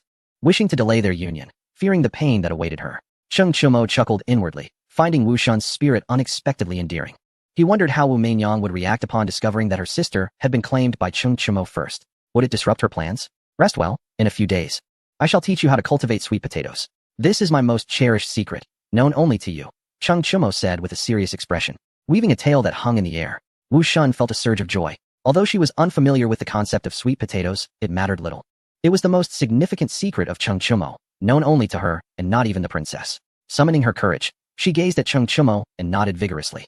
Despite the forceful circumstances that had brought them together, it was a fait accompli. It was better to resolutely follow Cheng Chumo than to dwell on uncertainties. Rest assured, I shall handle it well, Wu Shun declared. Cheng Chumo smiled and nodded, finding her name fitting. She truly embodied obedience. Let me hear you call me husband, Cheng Chumo teased. In the imperial palace, at the Ganlu Hall, Wu Meinyang sat on the bed, gazing blankly at her surroundings, overwhelmed by a sense of powerlessness. A bitter smile graced her lips. Cheng Chumo, you are truly ruthless, she murmured to herself. No one understood how crucial her sister was to her plans. Without her sister, the Heelan family would not support the Wu family, leaving her future bleak and devoid of hope. Without her sister, she could no longer discern any movements of Crown Prince Li Chengqian. The Heelan family's presence in the Eastern Palace was merely ornamental, severing her ties to them. Cheng Chimo had effectively cut off Wu Mingyang's escape route, rendering all her efforts futile. Her attempts to seduce Li Ji were in vain, as she had no value to offer. Her beauty alone could not secure her place. Wu Mingyang was not foolish enough to believe that Li Ji would engage in frivolous pursuits for her sake. The son of Emperor Li Shimin and Empress Changsun was no fool. At that moment, the ambitious Wu Zetian felt a twinge of admiration for Cheng Chimo. How clever he was to recognize that her Achilles heel was her sister. I see now that aspiring to be empress is no easy task, Wu Mingyang sighed to herself, realizing she had to alter her strategy. In the Eastern Palace, Heelan Ungshi stood opposite Li Chengqian. Your Highness, Cheng Chimo does not regard our Heelan family with any respect. We shall not let this matter rest, Heelan Ungshi stated solemnly. Li Chengqian felt helpless. Cheng Chimo disregarded his counsel. They were brothers, not ruler and subject. He harbored some resentment towards Cheng Chimo for not considering his position, while he himself had blissfully embraced his beloved. Everyone knew that Cheng Chimo and the Heelan family were supporters of Li Chengqian. Internal discord at such a critical juncture only weakened their position against Li Tai and the 7 powerful families backing him. Your Highness, Fufeng County is home to the industries of the 7 great families. Why are they not fully committed to developing Fufeng County? There must be something amiss. Have they reached some sort of agreement? Heelan Ungshi continued, attempting to sow discord between Li Chengqian and Cheng Chimo. Enough. Li Chengqian slammed his palm on the table, glaring at Heelan Ungshi. Mind your words. I will not tolerate your petty schemes in my presence, he barked. Heelan Ungshi, realizing he had overstepped, quickly bowed and fell silent. Though a glint of malice flashed in his eyes before he concealed it, Li Chengqian took a deep breath. This was a matter he needed to handle personally, as only he could resolve it. Return for now. I will speak with Cheng Chimo about this. A woman should not be treated so, Li Chengqian reassured him. Heelan Ungshi smirked inwardly. Did Li Chengqian truly think of Wu Shun as insignificant? In reality, she was the linchpin, capable of uniting many. Without her, the Heelan family would lose much. Did he really believe that the future patriarch of a prominent family would marry a woman from a fallen household? After dismissing Heelan Ungshi, Li Chengqian traveled to Fufeng County to meet Cheng Chimo, who was teaching Wu Shun about sweet potatoes. Wu Shun looked blissful, using a handkerchief to wipe Cheng Chimo's brow. Husband, take a break and drink some water, she suggested. Cheng Chimo straightened up, stretching slightly. I am not weary. This is far easier than lying in bed, he jested. Wu Shun's cheeks flushed, her gaze dropping as she felt shy. Li Chengqian stood at the doorway, feeling a chill in his heart as he took in the scene. He inhaled deeply. Cheng Chimo, where do you leave me? Have you ever considered my feelings? He interrupted, his voice laced with anger. Cheng Chimo turned to him. Stop wasting words. What do you want? He replied, uninterested in engaging with Li Chengqian. Li Chengqian opened his mouth, intending to bring up the matter of Wu Shun, but hesitated. Wu Shun did not appear to be someone who had been taken from him. Finding himself at a loss for words, he finally asked, what brings you here? Cheng Chimo's expression soured. The pressing issue at hand was the food supply. Why are you here, when you should be tending to the wheat? In that moment, Cheng Chimo felt that Li Chengqian was unfit to be emperor. His preferences and physical limitations mattered little. What truly mattered was his lack of seriousness. A ruler without purpose could spell disaster for the nation. For the sake of our friendship, will you return Wu Shun to me? Li Chengqian lamented. Wu Shun's face paled at the thought of being sent back. She belonged to Cheng Chimo now. Husband, please do not send me away. Do not return me, she pleaded, tears streaming down her cheeks. Cheng Chimo patted her hand gently. Do not worry. Whoever dares to send you back, I will deal with them, he assured her softly. His light-hearted tone provided Wu Shun with immense comfort, and she believed him. Looking up at Li Chengqian, she added, Your Highness, the Heelan family is deceiving you. They are duplicitous, do not trust them. Determined to remain by Cheng Chimo's side, she resolved to follow her husband's lead. Even if it meant offending those she could not afford to antagonize. Well said, and do share everything with him, Cheng Chimo encouraged. Wu Shun's face brightened. With her husband's support, she felt fearless, even against the formidable Emperor Li Shimin. Just as she was about to speak again, Li Chengqian interrupted. That is enough, he said, his countenance dark. He harbored a deep-seated misunderstanding of women, and Wu Shun's actions only fueled his disdain. His awareness of the Heelan family's true intentions was clearer than anyone else's. Their unwavering support in court and the countless tributes sent to the Eastern Palace spoke volumes. Cheng Chimo, from now on, you need not concern yourself with my affairs, but do not create further chaos. If this happens again, our brotherhood is forfeit. Li Chengqian warned coldly. Furious, Cheng Chimo seized a large pickaxe. Dare utter another word, and I shall bury you today, he shouted, charging toward Li Chengqian. Wu Shun clung to Cheng Chimo's arm, feeling as light as a feather, gazing at her husband in awe of his strength. How powerful you are, I adore it, she thought. Li Chengqian turned and fled. You have gone too far, just wait. I will take my revenge, he shouted as he ran. You stand right there. Cheng Chimo was increasingly infuriated. Had it not been for the concern over Wu Shun, a burden he deemed unworthy, he could have easily pursued Li Chengxian. Li Chengxian dashed 100 meters to his carriage. Hurry, he commanded the 6 guards of the Eastern Palace. The 6 guards cracked their whips, and the carriage sped away. Cheng Chumo returned to the manor, feeling utterly speechless. He had no intention of genuinely chasing after Li Chengxian, as his legs were not in good condition and he feared a fall. It was merely a ploy to intimidate him, to silence the nonsense spewing from Li Chengxian's mouth. Your Majesty, the Empress has instructed you to bring Wu Shun back. Xiazhu approached, casting a furtive glance at Cheng Chumo. Cheng Chumo, deflated like a punctured balloon, mused about the challenges of hiding a beauty within a golden chamber. He took Wu Shun back to the villa, where only Empress Zhongsun awaited. You still think you can hide your little beauty? Hurry, and let mother see her. Empress Zhongsun said with a sarcastic tone. Wu Shun timidly hid behind Cheng Chumo, too afraid to emerge. The most difficult times had been endured with the Empress's support. However, at this moment, no matter the reason, competing with the princess for a man was unequivocally wrong. Overwhelmed with emotion, she wept uncontrollably. Chapter 146, Meeting Wu Meinyang. Empress Zhongsun had already noticed Wu Shun. Amused, she thought to herself that Wu Shun was rather innocent, devoid of scheming intentions, likely forced back by Cheng Chumo. Her hiding behind him was a testament to one truth. Cheng Chumo had indeed taken Wu Shun to his bed. Lord Cheng is quite skilled. The women he captures are utterly dependent on him, Empress Zhongsun remarked, her face devoid of anger. In modern times, such matters could be grave, yet in the Tang dynasty, they were hardly scandalous. As the saying goes, a man with multiple wives and concubines is commonplace. Furthermore, Empress Zhongsun felt a pang of guilt. Cheng Chumo called her mother. Yet he was not truly the prince consort. Zhongsun Chong was a eunuch, but it was he who was the true gem among the prince consorts. Contemplating this, Empress Zhongsun found herself at a loss for words. It was all due to the mischief of Li Shimin. All right, Shun come here, Empress Zhongsun added. Wu Shun nervously peeked out, hesitantly approaching the Empress. Please forgive me, Your Majesty. I know I was wrong, Wu Shun said. Empress Zhongsun chuckled, pulling Wu Shun beside her and gently stroking her hair. Chumo is a man of honor. You shall not go astray with him. Stop crying, or he may lose affection for you, she teased. Wu Shun paused, stealing a glance at Cheng Chumo, her mind racing with thoughts of not wanting to displease her husband. She mustered a smile. Empress Zhongsun, speechless, recognized the reality of women in this era. Their husbands were their entire existence. Be good. Wash your face and stay here from now on, Empress Zhongsun instructed.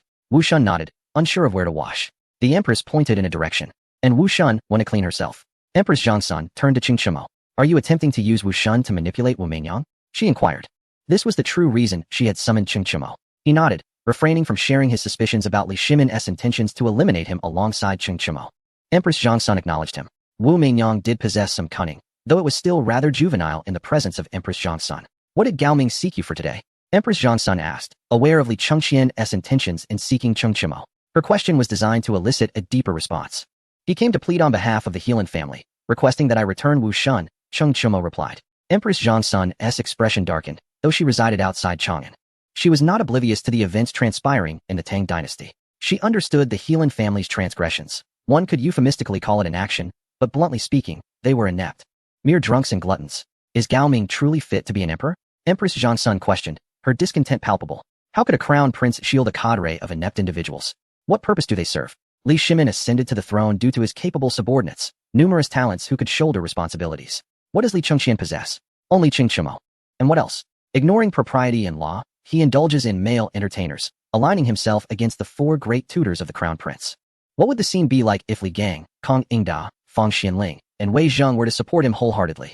Who could challenge his position as crown prince? It would be impossible for Li Shimin to strip Li Chengxian of his title. Those 4 could easily uphold the banner of the Eastern Palace.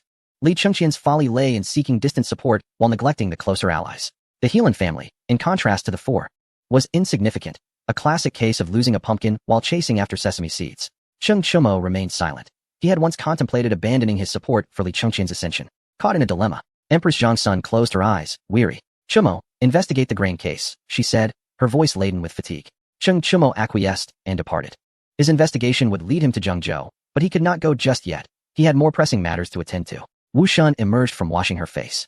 Cheng Chumo guided her away from the villa. I will take you to see your sister, he said. Wu Shun lowered her head, feeling anxious. Well aware of her sister's temperament, she feared her sister might oppose Cheng Chumo, leaving her uncertain of how to navigate the situation. We are not enemies, rest assured.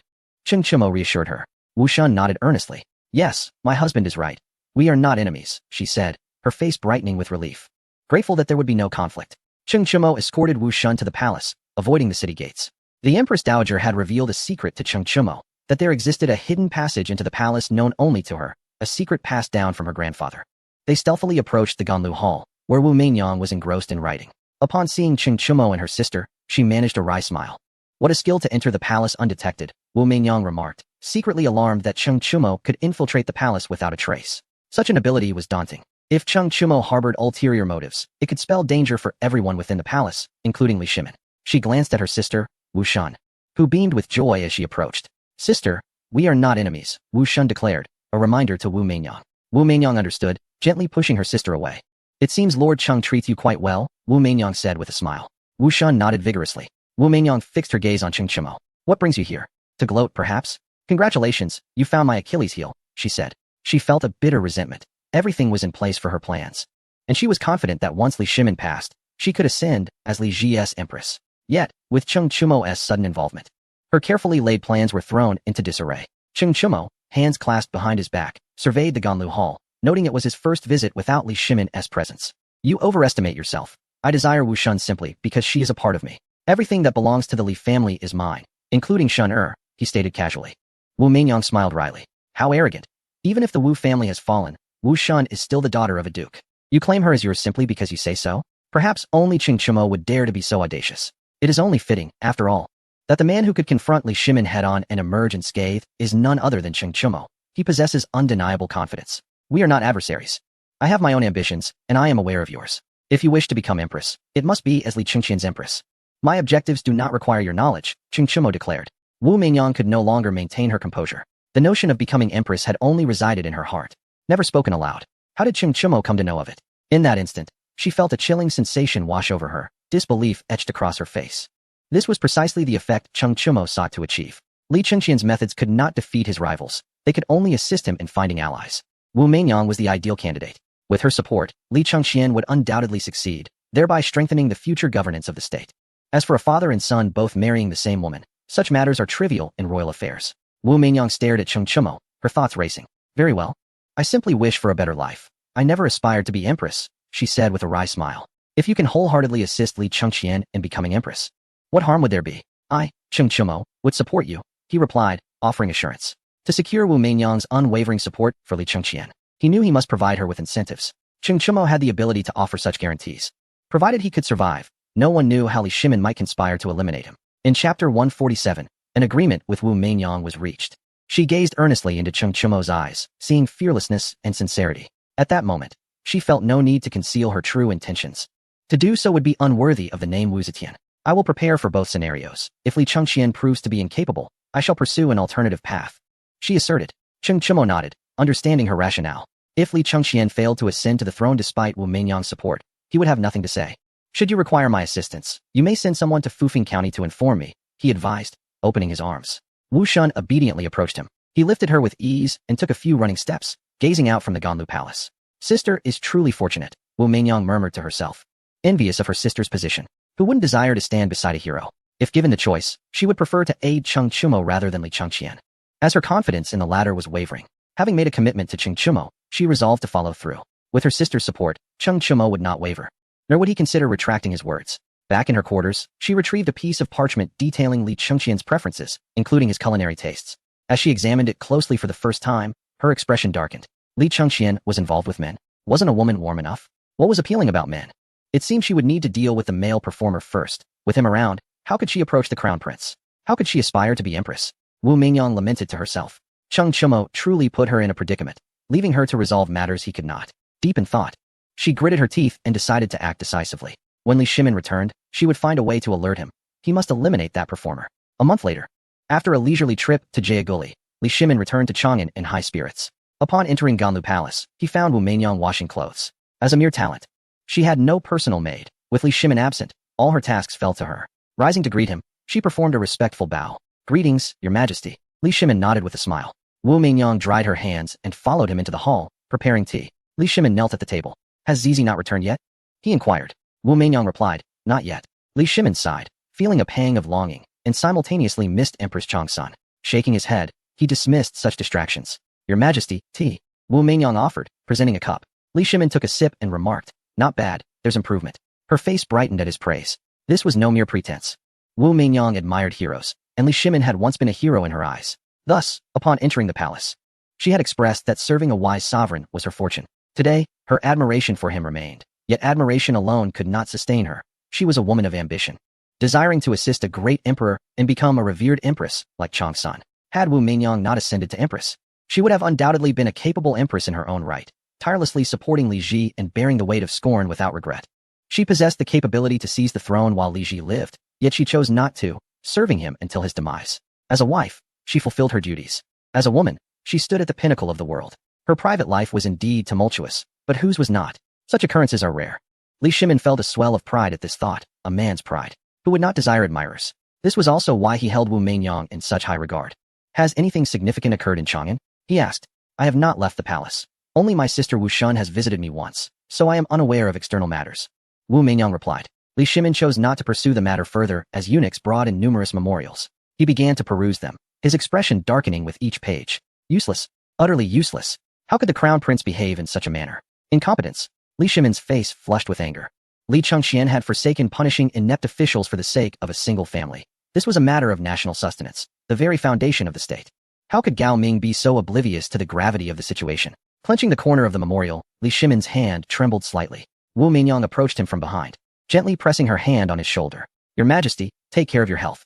As the ancients said, no one is perfect. Not everyone can be a great emperor like you, she advised. Li Shimin's anger began to dissipate. Indeed, not everyone could be a great emperor. Perhaps his expectations of Gao Ming had been too high. He began to reflect.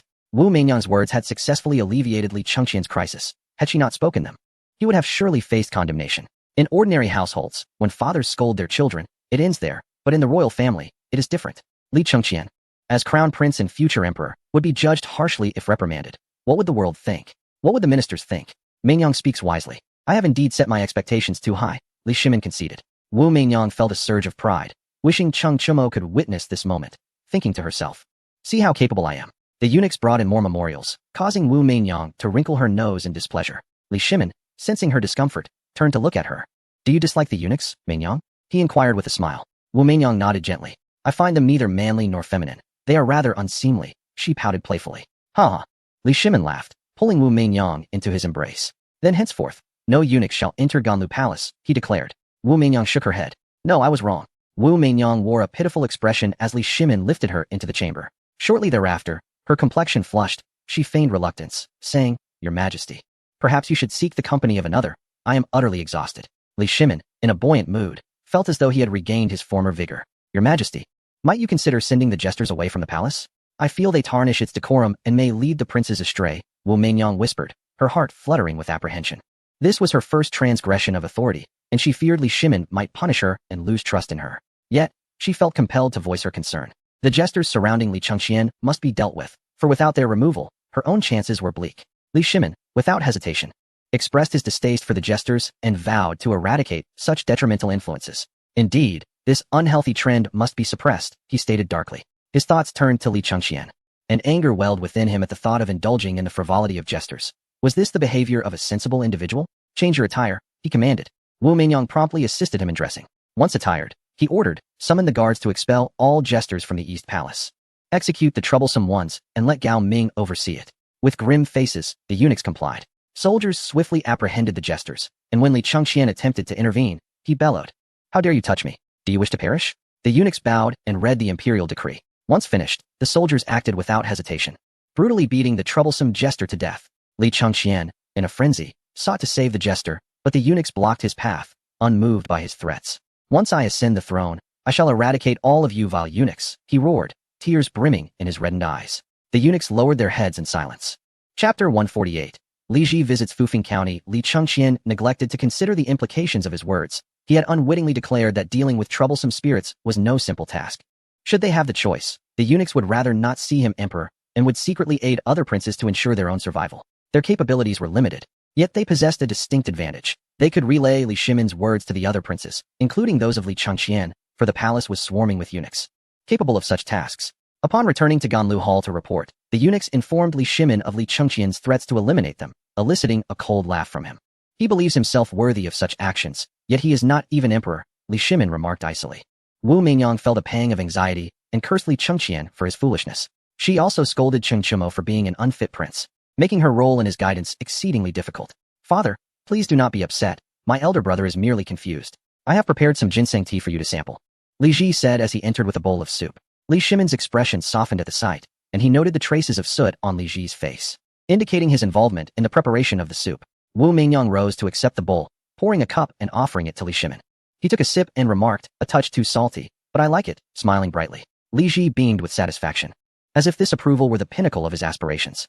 "Now, tell me how you believe we should address the situation in Zhengzhou," Li Shimin inquired, testing Li Ji's abilities. After a moment of thought, Li Ji replied, "Grain is the foundation of the nation. We must prioritize it and the welfare of the populace. Those who neglect their duties should be exiled. We must allocate grain from the national treasury to Zhengzhou to prevent famine and ensure the people can sow seeds in the coming year." Li Shimin nodded in agreement, though he noted the naivety in his response. "Those who fail in their duties should be executed, their families punished," he asserted. Li Ji fell silent, believing such measures to be excessively harsh. Wu Mingyang, however, understood that Li Shimin was aware the officials involved were from prominent families. The threat of collective punishment was merely a means to intimidate without broad repercussions. Despite Li Ji's shortcomings, Li Shimin was not angered. He recognized that while Li Ji was not yet ready to establish a dynasty, he was capable of maintaining one. "Whom do you think would be best suited for this task?" he asked again. Li Ji pondered. "I am uncertain." He knew the answer but refrained from voicing it. For the task at hand would inevitably offend many and entangle the chosen one in a web of enmity. "Ha ha, well done, my son," Li Shimin laughed heartily, already having a candidate in mind, Changsun Wuji. "Why not Chingchimo?" Li Ji wondered, but Li Shimin had long desired to deal with Changsun Wuji, waiting for the right moment. Li Ji understood the complexities at play. His uncle's meddling had exacerbated tensions, and had it not been for that interference, his father and brother-in-law would not have found themselves in opposition, resulting in the current predicament. "Father, I wish to visit Fufeng County to see mother," Li Ji said. Li Shimin nodded. "Go then, spend time with your mother," he implied. Li Ji took his leave, aware of the underlying message to avoid unnecessary entanglements. "Let Chibi Helu come to see me," Li Shimin commanded, intent on executing his plans and ensuring Cheng Chumo met his demise, for time was of the essence. In Fufeng County, Li Ji rushed into the arms of Empress Changsun, exclaiming, "Mother," with reddened eyes. She patted his back gently, saying, "You've grown so tall. You're almost taller than me." She fought back tears, feeling the pang of loneliness after a year in Fufeng County, as only Li Ji had thought to visit her. Li Chengxian had not even come to see her, and her heart ached, for her greatest affections were reserved for him, yet he had truly disappointed her. Was it so difficult to come and see her? "Come, sit with me for a moment. I have learned a new dish to prepare for you," Empress Changsun continued. Reluctantly, Li Ji left her embrace and turned to Ching Chimo. "Brother-in-law," he said, the title rolling off his tongue naturally. Ching Chimo smiled wryly. He feared not Li Ji's indifference or hostility, but rather his familiarity. "Please, take a seat," Ching Chimo invited. Li Ji obediently settled down, aware that royal etiquette was not required in their exchange. "Brother-in-law, you have truly developed Fufeng County well. I admire your efforts," Li Ji remarked, expressing his respect. Cheng Chimo chuckled, feeling a sense of confusion. Should he truly support Li Chengxian's claim to the throne? While they were indeed brothers, the disparity between Li Chengxian and Li Ji was stark. As a brother, he felt a duty to aid Li Chengxian, yet as a subject, his allegiance ought to lie with Li Ji, for the sake of the people. Whether Li Ji's intentions were genuine or feigned, he presented himself impeccably, and his visit to Empress Changsun proved he held her in his heart. His name is Cheng Chumo, the brother-in-law, which demonstrates his respect for his sister's wishes. The name Wei Shan is indeed well-deserved, as he is kind-hearted and treats others with sincerity. "How is your academic performance?" Cheng Chumo inquired, engaging in small talk. It is said that one should not strike a smiling face. Cheng Chumo found no opportunity to pick a quarrel. "Could you show me around?" Li Ji asked. Cheng Chumo nodded in agreement. The two departed from the villa and began to explore the county town. As Li Ji gazed at the bustling streets, he expressed his admiration. If every city in the Tang dynasty were like this, how prosperous the Tang would be. This was a genuine sentiment. Cheng Chumo was taken aback by Li Ji's words and regarded him with seriousness. "If you were to become emperor, would you transform all the cities of the Tang dynasty into such a state?" Cheng Chumo inquired. "No, developing the Tang dynasty is not an overnight endeavor. The achievements of Fufeng County are not solely due to my brother-in-law. They are the result of efforts from noble families and the common folk. The investments here are beyond what the national treasury can bear," Li Ji replied. His words were candid and insightful. Indeed, the prosperity of Fufeng County was not the sole accomplishment of Cheng Chumo, but rather a collective effort of wealthy merchants that established it as the foremost commercial hub of the Tang. Regarding his brother-in-law's aspiration to be emperor, Li Ji chuckled. To claim one does not wish to be emperor would be disingenuous. "If I were to be emperor, my brothers would live well. I would not be ruthless." Cheng Chumo remained silent. "If I were emperor, I would reclaim the powers held by Changsun Wuji. I would not execute him, but rather have him leave Chang'an." Li Ji continued. Cheng Chumo did not respond. "If I were emperor, I could grant you a princely title, such as deserved by a divine general." Cheng Chumo remained uncommunicative. Li Ji's words stirred something within Cheng Chumo, contingent upon his own survival. "If I were emperor, I would be a benevolent ruler, Li Ji asserted. I know you are brothers with my elder brother, but does he truly possess the qualities to be emperor? He cares not for the people, even abandoning them for a trivial matter concerning the Helan family. Can such a ruler command respect? Li Ji remarked. But he is still your elder brother, Cheng Chimo retorted. Li Ji smiled. Precisely because of that, I shall not vie for the throne, I merely speak hypothetically. Cheng Chimo nodded, recognizing that true restraint is a form of contention. Li Ji indeed showed no desire to compete for the throne. It was merely a matter of fate. Who becomes emperor is merely a matter of your father's decree. Cheng Chimo stated. Li Ji shook his head. Gaining the people's trust is paramount. My father would not allow an unworthy crown prince to ascend. I shall take my leave now, brother-in-law, Li Ji said. Cheng Chimo was puzzled. Are you not staying for dinner? No. I had to plead with my father to come here. He does not wish for me to linger, fearing you might lead me astray, Li Ji replied playfully, winking before departing. Chapter 149. The departure of Empress Changsun. Cheng Chimo returned to the villa. Empress Changsun was enjoying her tea, appearing to be in good spirits. She had not prepared any dishes, as she knew Li Ji would not dine here. Upon seeing Cheng Chimo, she asked, has he left? Cheng Chimo nodded. The Empress frowned and said, go prepare some food. Your mother is a bit hungry. Cheng Chimo was speechless. Since Li Ji arrived, the Empress's true nature had been unveiled, shifting the responsibility of cooking onto him. What would you like to eat? Cheng Chimo inquired. The Empress pondered for a moment. May I taste that melon of yours? She asked playfully, winking. Cheng Chimo's expression darkened. No. Cheng Chimo's demeanor was unyielding. You wish to eat sweet potatoes? What nonsense, those are seeds. The Empress immediately grew displeased. I do not care, I want sweet potatoes. She began to sulk. This situation was somewhat Cheng Chimo's fault, as he had repeatedly praised the taste of sweet potatoes, enticing the Empress's cravings. She had long been yearning for them. Determined, the Empress decided she must have them today. Cheng Chimo, unable to uphold his principles, reluctantly took her and Wu Shun to the courtyard. A few sweet potatoes had yet to be planted. Cheng Chimo quickly started a fire and prepared a beggar's chicken. Once it was ready, the two women began to eat. Empress Changsun devoured the sweet potatoes, her cheeks stuffed. After finishing, she unabashedly patted her belly, exclaiming, delicious. She leaned back in her chair. Cheng Chimo smiled, knowing that the Empress must have something on her mind, as she rarely acted this way. After a while, she softly said, I wish to return to the palace. Cheng Chimo nodded, admiring Li Shimin in his heart for using Empress Changsun as a bargaining chip, ultimately leading her back to the palace. Li Shimin was indeed shrewd. Cheng Chimo felt he had lost both the wife and the soldiers. Mother, do return. Once the sweet potatoes are ripe, I will bring them to you, Cheng Chimo said. With that, he stood and left. Empress Changsun bit her lip, her expression complex. Upon her return, Li Lizzie would also go back, leaving Cheng Chimo once again solitary. She turned to Wu Shun, saying, take good care of Chimo. Wu Shun nodded earnestly. Empress Changsun and Li Lizzie returned to Chang'an. In the villa, Cheng Chimo felt a profound emptiness. Wu Shun, assuming Empress Changsuan's duties, began to tally accounts. Shunner, have you been to Westlake? Cheng Chimo asked. Wu Shun shook her head. I've heard it is beautiful there. Wu Shun said, her face filled with longing. Cheng Chimo smiled, took out paper and brush, and began to draw. After finishing, he blew on the ink to dry it. You must keep this map safe. It can be given to the one you wish to protect the most, Cheng Chimo instructed. Wu Shun seemed to sense something, nodding with tears in her eyes. I will listen to you, my lord. Shall we retreat? Wu Shun suggested. Wu Meinyang had once analyzed Cheng Chimo's situation with him. Li Shimin would not allow the future emperor to face an insurmountable mountain, one that troubled Li Shimin's every thought. Cheng Chimo rose and left, arriving at the military camp. He gazed at the 20,000 soldiers of the Fufeng Jinbei army, his heart filled with mixed emotions. From today onward, you are no longer soldiers. You shall retreat to various parts of the country to live in seclusion, each to receive 10 coins, Cheng Chimo declared. The soldiers' eyes reddened as they stared intently at Cheng Chimo. Is this a disbandment? They silently questioned. Obeying orders was the duty of a soldier. Take off your tang sabers. They are yours to keep, Cheng Chimo added. The soldiers complied. It was their only remaining attachment. The special forces began to divide the money. Once it was over, Cheng Chimo's heart felt as desolate as the military camp itself. He had acted out of necessity. In times of chaos, he would never disband the Fufeng Jinbei army. In tumultuous times, the virtuous are slain, while in prosperous times, the loyal are sacrificed. Now that the Tang dynasty had entered an era of prosperity, other military leaders might remain unscathed, but for Cheng Chimo, trouble was inevitable. Cheng Chimo looked at the special forces. We'll let it go. Disbanding does not suit us. If one day you encounter misfortune, we can still come to your aid and seek vengeance, the special forces captain said. He was very straightforward. Having crawled out from a pile of corpses, it was only natural that he spoke without circumlocution. Cheng Chimo smiled and requested wine. The special forces quickly brought over rice wine, and everyone gathered in the barracks to drink. It was Cheng Chimo's first experience of drunkenness, leaving him in a state of oblivion. He had previously believed that one could maintain clarity even when intoxicated, but today he learned that true drunkenness numbs all sensations. Half a month later, the special forces departed with their families. All the ministers were aware that they could not and dared not obstruct them. The confrontation between Cheng Chumo and Li Shimin officially commenced.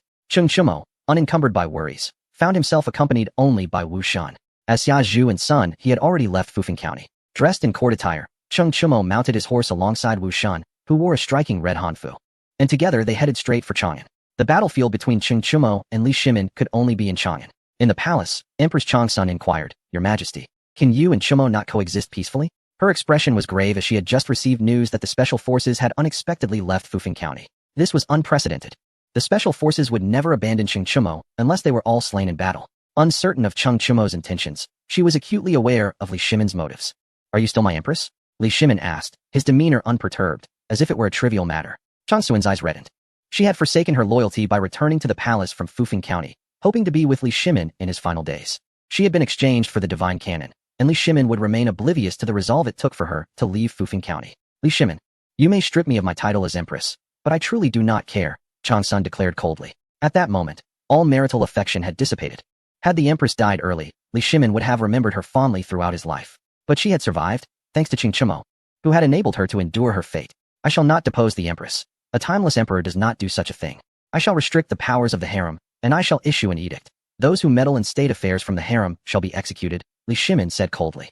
Changsun retreated a few steps, clutching her chest, realizing that Li Shimin held her responsible for her interference. The last remnants of affection between them faded away. "I understand now," she murmured as she staggered out of the Ganlu Hall. More than a decade of devotion had been reduced to mere resentment. Only the beauty remained to keep her company by the solitary lamp. Changsun returned to the Lijing Hall and urged Cheng Chumo to flee. "You must leave," she insisted. The maidservants complied, but upon exiting the hall, they were stopped by soldiers. "Your Majesty has ordered that no one may leave the Lijing Hall." The maidservants, begrudgingly, returned. Changsun knew her future was bleak and let out a bitter laugh. She should not have returned. During the morning court, civil and military officials entered the Taiji Hall, and Cheng Chumo was among them. No one greeted him. The court session was straightforward, with Changsun Wuji tasked with investigating the case of the grain shortage. After the court session, a eunuch summoned Cheng Chumo. "Your Highness, please wait. The emperor has prepared a banquet in Ganlu Hall." Cheng Chumo smirked. "A feast at Hongmen. Is it? Let us see what he has to offer." Entering Ganlu Hall, he found only Li Shimin seated at the table, laden with an array of delicacies. "Come sit." Li Shimin beckoned with a smile. Cheng Chumo approached and took his seat as their eyes met, both bursting into laughter simultaneously. "Cheers," Li Shimin exclaimed. And Cheng Chumo raised his cup, downing it in one gulp. "Cheng Chumo, I am unwilling to accept this. If I could live another 10 years, the Tang dynasty would flourish like never before." "I am filled with regret," Li Shimin confessed, his face flushed. He was indeed unsatisfied. His desire for vengeance extended far beyond what he had achieved. "You truly are a timeless emperor. I do not wish to judge your character, for I am unworthy." Cheng Chumo replied sincerely. Li Shimin's methods were indeed contentious, yet one could not deny he was the architect of the Tang dynasty's golden age. Without him, such prosperity would not have existed. Some argue that Li Jianxing might have been a stronger emperor, yet such claims are unfounded. Li Jianxing sought peace with the Turks, embodying a coward who was powerful only within his own domain, yet weak and ineffectual externally. What kind of Tang dynasty would he have led? The aristocracy would have dominated the court, controlling all affairs of state. He had Wei Zheng as an advisor, but he ignored his counsel. Wei Zheng had urged Li Jianxing to act decisively, yet his arrogance led to his downfall and demise. Li Shimin and Cheng Chumo conversed extensively, reminiscing from the third year of the Jingguan era to the present day, sharing laughter and stories in Ganlu Hall, while the ministers outside were like ants on a hot pan, anxious and restless. Once was merely once. "We cannot return to the past," Cheng Chumo stated. Li Shimin nodded in agreement. Both were proud men. Nostalgia merely served as a prelude to their drinking games. Reality was their battlefield. "I wish to know why you disbanded the Fufeng Jinbei army." Li Shimin fixed his gaze on Cheng Chumo, seeking understanding. He could not fathom Cheng Chumo's lack of fear. He had made no secret of his intent to eliminate him. The Fufeng Jinbei army was Cheng Chumo's trump card. As long as they remained intact, Li Shimin would hesitate to wage war. "The Fufeng Jinbei army cannot prevail against the might of 1,000,000 Tang soldiers," Cheng Chumo asserted. He spoke the truth. Li Shimin would go to any lengths to ensure Cheng Chumo's demise. The glory of the Tang dynasty was beyond the influence of any single individual. Initially, Li Shimin had relinquished the idea of a fatal confrontation with Cheng Chumo for the sake of prosperity. Today was different. "I once contemplated trading 500,000 soldiers for your life, Cheng Chumo, but I abandoned that thought, for I have devised a superior strategy," Li Shimin explained. "Would you like to know what it is?" "Yes," Cheng Chumo responded candidly, intrigued by Li Shimin's intentions. "If Gao Ming rebels, I shall have him executed. Even if I do not, the ministers will compel me to do so. They relish witnessing my ruthlessness," Li Shimin remarked before taking a sip. Cheng Chumo understood that only he could save Li Changqian. Li Shimin had made it abundantly clear that he was powerless.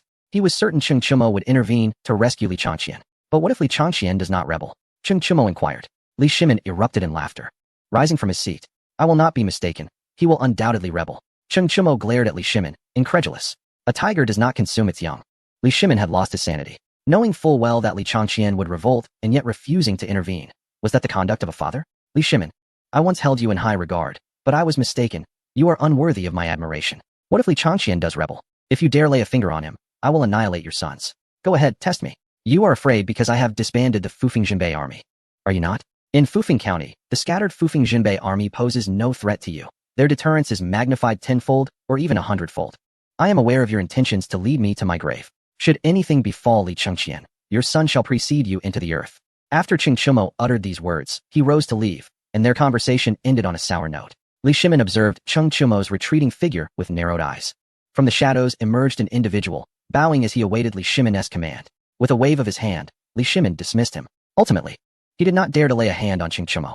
Cheng Chumo was correct. The dispersed Fufeng Jinbei army was indeed the most formidable. Moreover, there were 300 special forces soldiers, traveling openly to Jiangnan, encountering no checkpoints or inquiries along the way. Cheng Chumo returned to the initial courtyard, where Wu Shun awaited him. My lord, shall we dine? Wu Shun asked cheerfully.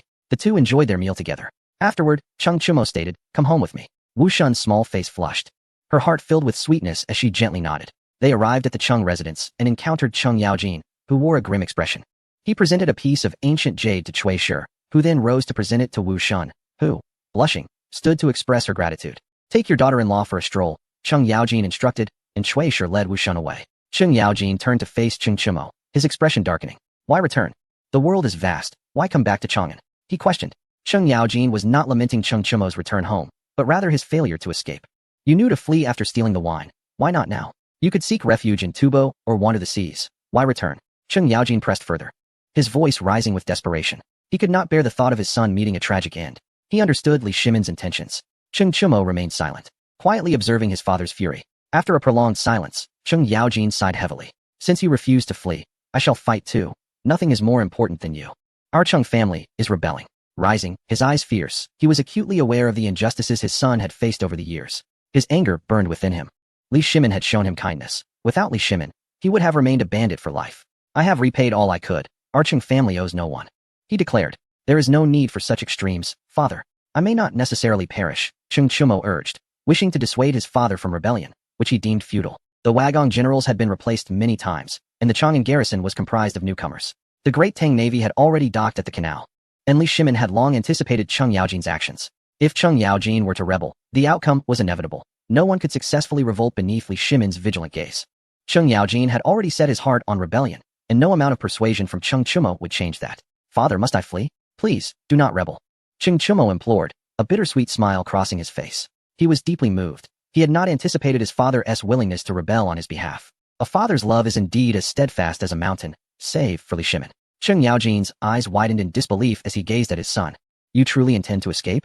He questioned, skepticism evident in his voice, for his son was known for his single-mindedness. I cannot bear to be the center of the Cheng family.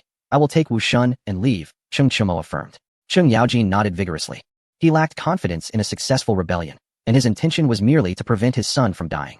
Cheng Chumo departed Chang'an with Wu Shun, Gansu, a land steeped in memories. The fame of the Fufeng Jinbei army was not solely earned by soldiers. It was also rooted in the slaves who served them. Without slaves, there would be no Fufeng Jinbei army. Also in Gansu was Li Xiaoning. Chapter 151. Empress Changsuan's realization came too late. From now on, we shall lead a simple life here, Cheng Chumo declared. Wu Shun nodded obediently. They arrived in an unnamed small town, purchasing a shop where Cheng Chumo, skilled in blacksmithing, established a forge. Their days were filled with sweetness. In Fufeng County, all individuals connected to Cheng Chumo vanished overnight, leaving no trace. The village of Imo also disappeared, and no one knew where they had gone. Li Shimin sent men to Fufeng in search of Sun Simiao, but after half a month of fruitless searching, it became clear that Cheng Chumo had completely abandoned Fufeng County. A grand banquet commenced, with the heads of the 7 prominent families personally attending Fufeng County. They held shares in the region. Cheng Chumo departed with remarkable benevolence, leaving the factories intact and the craftsmen remaining in Fufeng County. The 7 families prospered, their power surging. They possessed wealth and skill. Monopolization was merely a matter of time. Cui Wenqing also arrived in Fufeng County, gazing at the government office with mixed feelings. Brother Cheng, you left quite decisively, he remarked with nostalgia. He still preferred the days spent alongside Cheng Chumo, when life was truly vibrant. Now, he felt his existence lacked joy. Cui Wenqing approached Cheng Chimo's villa, finding the gates tightly shut. Just as he prepared to enter, a carriage approached, and Empress Chang Sun alighted, unmasked. Cui Wenqing quickly bowed. Your Majesty, he greeted. The Empress ignored him, grateful to have emerged from the Hall of Governance, where she had sought the divine physician. Li Shimin's frantic search for the physician had yielded no results, and only then did he recall his Guanyin maid. Li Shimin had promised Empress Chang Sun that should she locate the physician, he would grant her one request, a pledge he would not break. Empress Chang Sun produced a contract, instructing the heads of the 7 families to acknowledge her as the true patron behind Fufeng County and to relinquish what they had taken. After delivering her message, she entered the villa. The palace maids attempted to follow but were rebuffed by Empress Chang Sun, for they were all appointed by Li Shimin. Alone, she entered Cheng Chimo's chamber. Finding everything undisturbed, a letter lay on the bedside. Upon opening it, she read, Guanyin maid, by the time you see this letter, I shall have regained my sanity. I wish to remain mad forever, so I could always call you my Guanyin maid. Alas, I bear too much regret and lament not having taken you then. If only heaven would grant me another chance at madness, I would surely. But do not resist. This letter, penned during Cheng Chimo's insanity, brought a smile to Empress Changsuin's lips as she reminisced about the joy of that time. Reclining on the bed, she fell into deep reflection. What if she had not left Fufeng County that day? Would Cheng Chimo have disbanded the Fufeng Jinbei army? Would he have sent away the special forces? Empress Chang Sun seemed to grasp the truth. She had departed, and Cheng Chimo had abandoned everything, dispersing all his troops. Was this resignation? Would Cheng Chimo accept his fate? Yes. His heart would grow cold. Only Empress Chang Sun knew the depth of his sacrifices for her. Oh, I am so sorry, so sorry. The ambitious Cheng Chimo has always existed. He has always been there. Empress Chang Sun broke down in tears, finally understanding why Cheng Chimo had acted as he did. She departed, leaving Cheng Chimo's heart in despair, prompting him to relinquish Fufeng County and forsake everything. So it was. Why did you not call me Guanyin's maid? Had you done so, I would have instantly recognized you. Alas, I was wrong, lamented Empress Chang Sun in her agony. Regrettably, this realization came too late. The moment she announced her departure from Fufeng County, Cheng Chimo had already abandoned all hope.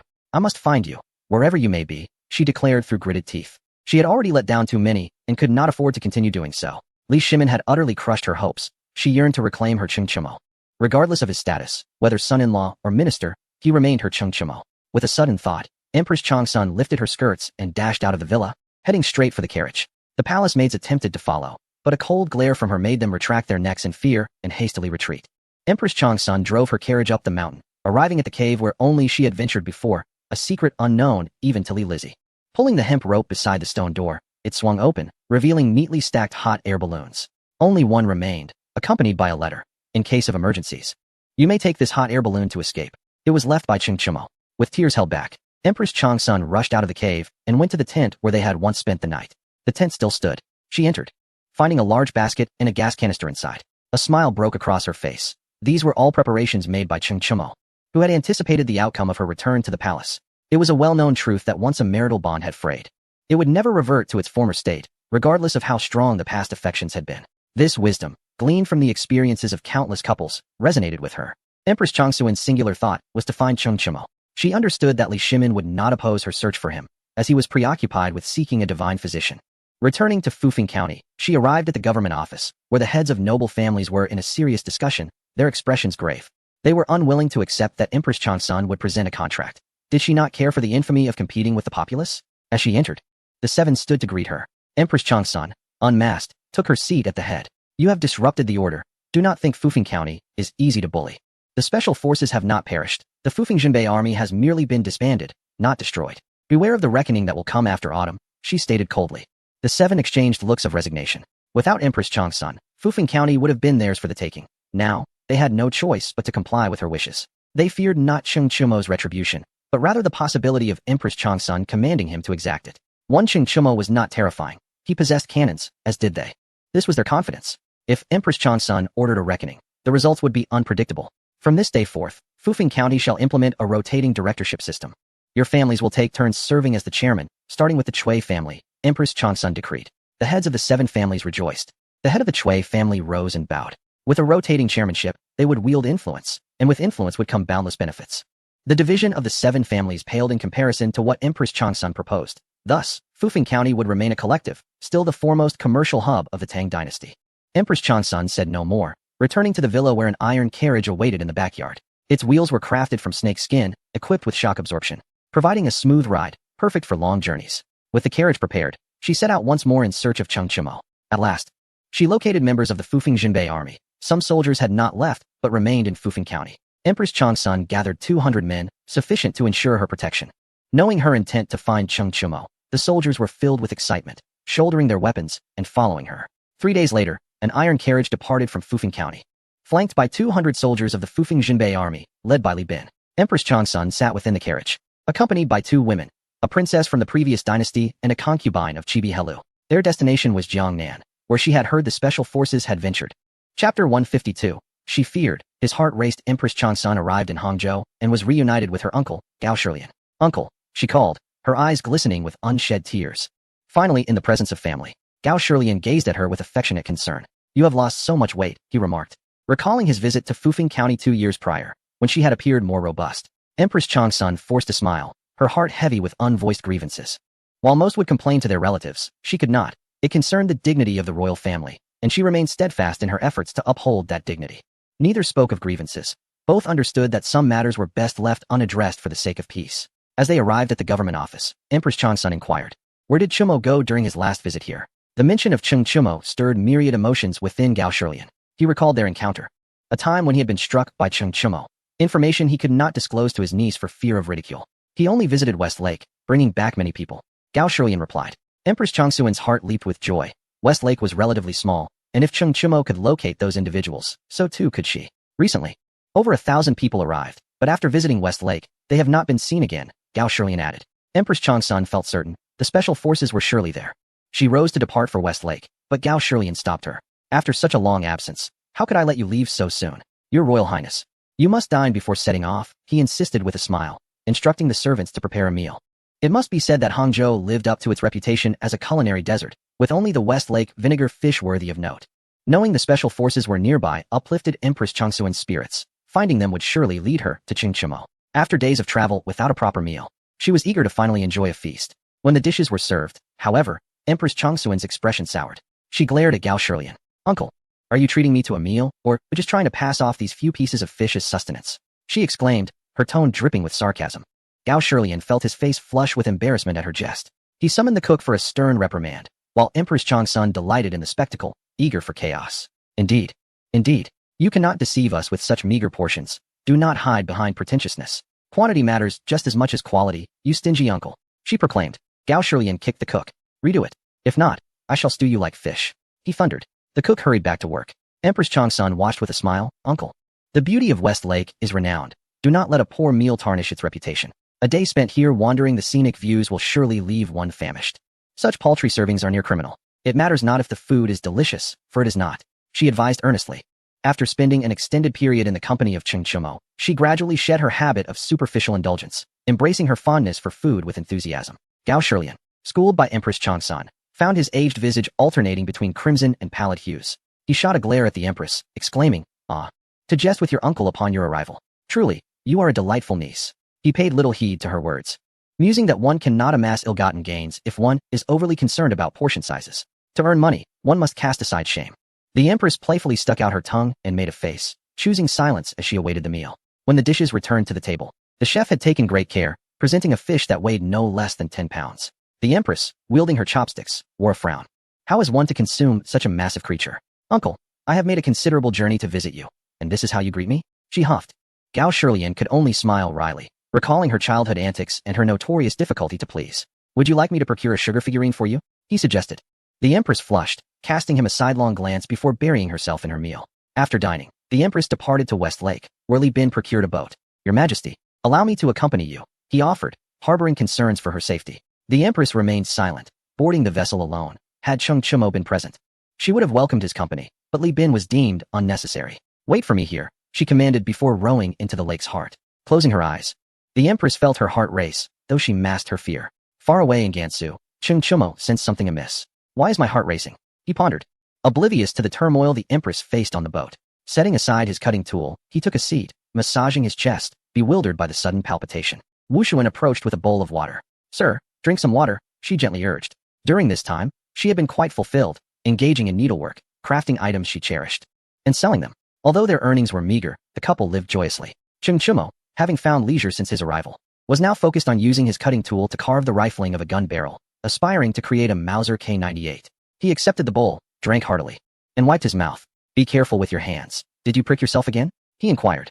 Wu Xuan quickly concealed her hands behind her back, shaking her head. No. My embroidery skills are quite proficient, she replied, her cheeks tinged with pink. While her sewing was decent, her embroidery was merely average. And Cheng Chumo chose not to point it out. He took her hand gently and blew on it, advising her to exercise caution. We are not in want of money. There is no need to overexert yourself, he said tenderly. Wu Xuan beamed sweetly, nodding softly. Rest assured, I understand. Just then, a group of enforcers entered the shop. Why haven't you paid your taxes this month? Do you wish to rot in prison? The leader demanded. Cheng Chumo's expression darkened, ready to retaliate. But Wu Xuan gently pressed down on his shoulder. Please, my lord, every citizen must pay their taxes, she implored. Reluctantly, Cheng Chumo sat back, scowling at the intruders. The enforcers, upon seeing Wu Xuan for the first time, gazed at her with eager eyes, as if wishing to devour her whole. We intend to take you away, the leader declared, plotting to become closer to Wu Xuan once they had captured Cheng Chumo. Terrified, she hid behind him. Cheng Chumo, unable to endure the provocation any longer, was determined to assert his presence. He was not there to be bullied. I will handle this, he said, closing his eyes momentarily. Wu Xuan ceased to dissuade him. The thought of them attempting to seize her husband was intolerable. Be careful, my lord, she warned, retreating to the side. Cheng Chumo clenched his fists as the enforcers laughed heartily, mocking his defiance. Does he dare to resist? Such ignorance will be his downfall. The last man who opposed us is now buried beneath a mound of earth, the leader bellowed. Rushing forward, the enforcers charged at Cheng Chumo, who wore a cold expression. His strikes were merciless. Having fought through countless battles, he found these enforcers woefully inadequate. In mere moments, they lay sprawled on the ground, howling in agony. You, the leader stammered, retreating in fear. Do you know who I am? My brother-in-law is the city lord. Surrender yourself if you know what is good for you. This was the arrogance that fueled his tyranny over the villagers, but he had miscalculated. Chapter 153, Empress Changsun arrives at the small town. In the vast Tang dynasty, few could instill fear in Cheng Chumo. A mere city lord was hardly a cause for concern. He approached the leader, delivering a swift kick to his neck. As the leader coughed blood, Cheng Chumo sent him sprawling out of the shop. Looking down at the writhing figures on the ground, he remarked, in your next life, strive to be a good person. With that, he crushed one man's chest beneath his foot, ending the lives of all the enforcers. I shall take you out for some fun, he said to Wu Xuan, expecting her to be frightened. However, her cheeks flushed with admiration as she gazed at him. This was her man. She feared not death, for those men harbored ill intentions towards her. Yes, she replied softly, as Cheng Chumo led her towards the city lord's manor. Two enforcers stood guard at the manor's entrance. Cheng Chumo wasted no time, swiftly dispatching them without a word. The corruption ran deep here, and further discourse was unnecessary. Upon entering the courtyard, a middle-aged man was practicing martial arts. Upon noticing Cheng Chumo, his gaze turned icy. He was astonished that anyone would dare intrude without his command. His attention was quickly diverted to Wu Xuan, captivated by her exquisite features and delicate demeanor. Cheng Chumo struck decisively, realizing this man was only modestly skilled. With 2 punches, he broke the man's arms. The city lord shrieked in agony. Who are you? Do you dare to murder a court official? Do you wish to bring ruin upon your clan? Cheng Chumo was disinterested in conversing with him further. With a single footfall, he silenced him permanently. Wu Xuan covered her eyes, peeking through her fingers. Are you planning to become the city lord? She asked. Cheng Chumo fell into contemplation. Becoming a city lord? She continued. This place is remote. And with only 2,000 inhabitants, no one would discover your identity. Indeed, it was isolated. Even in modern times, deliveries could not reach here. Wu Xuan, perceiving his hesitation, encouraged him. She understood that Cheng Chumo was restless by nature. A life of mere smithing was not in his destiny. Very well. I shall assume the role of city lord, he declared. On that day, Cheng Chumo gathered the entire populace, directly declaring himself the city lord, and selecting over a dozen young men for various duties. Both the city lord and the officials were subsequently eliminated by Cheng Chumo.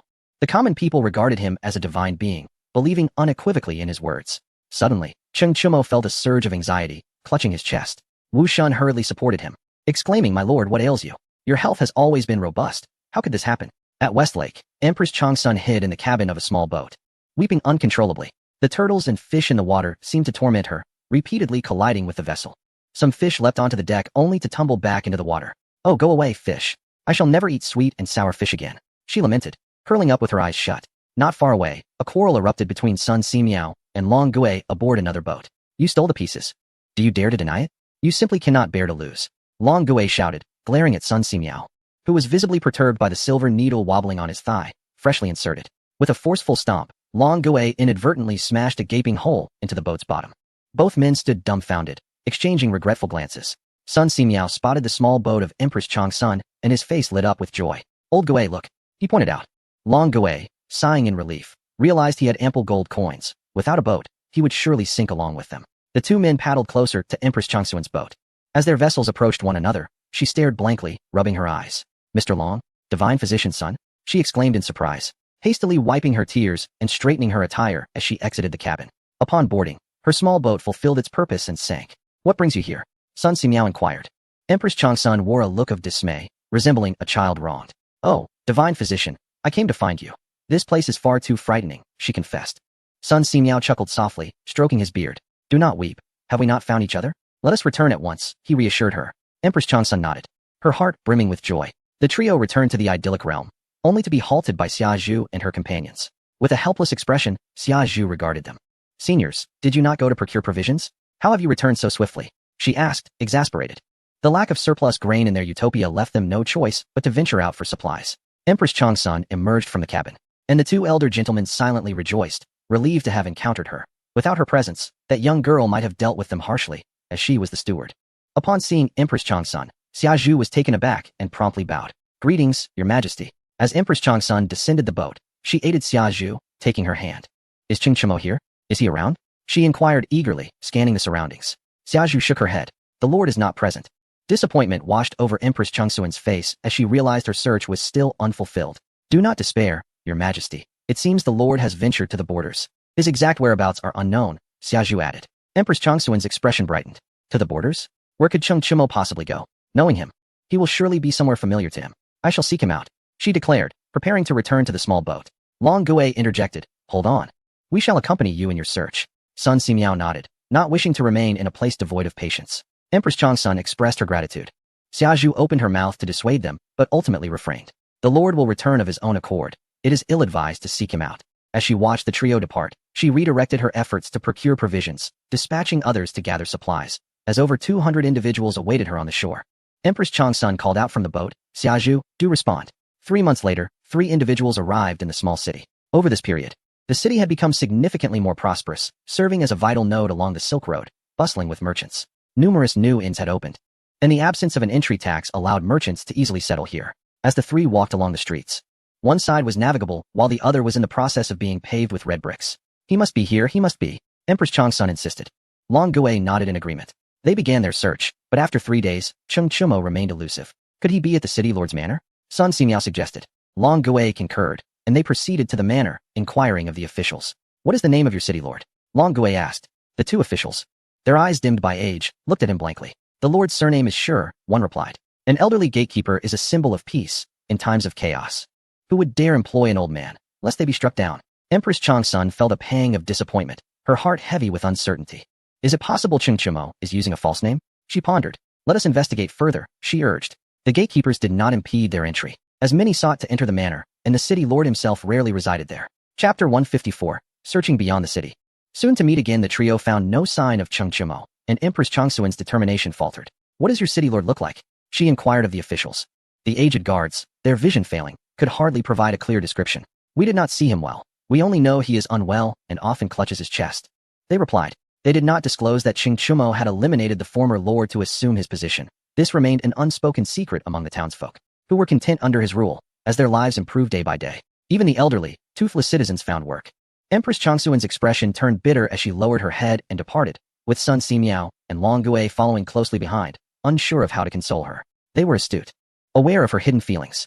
Long Gui glanced at Sun Simiao, who appeared quite pleased with himself. He had a plan.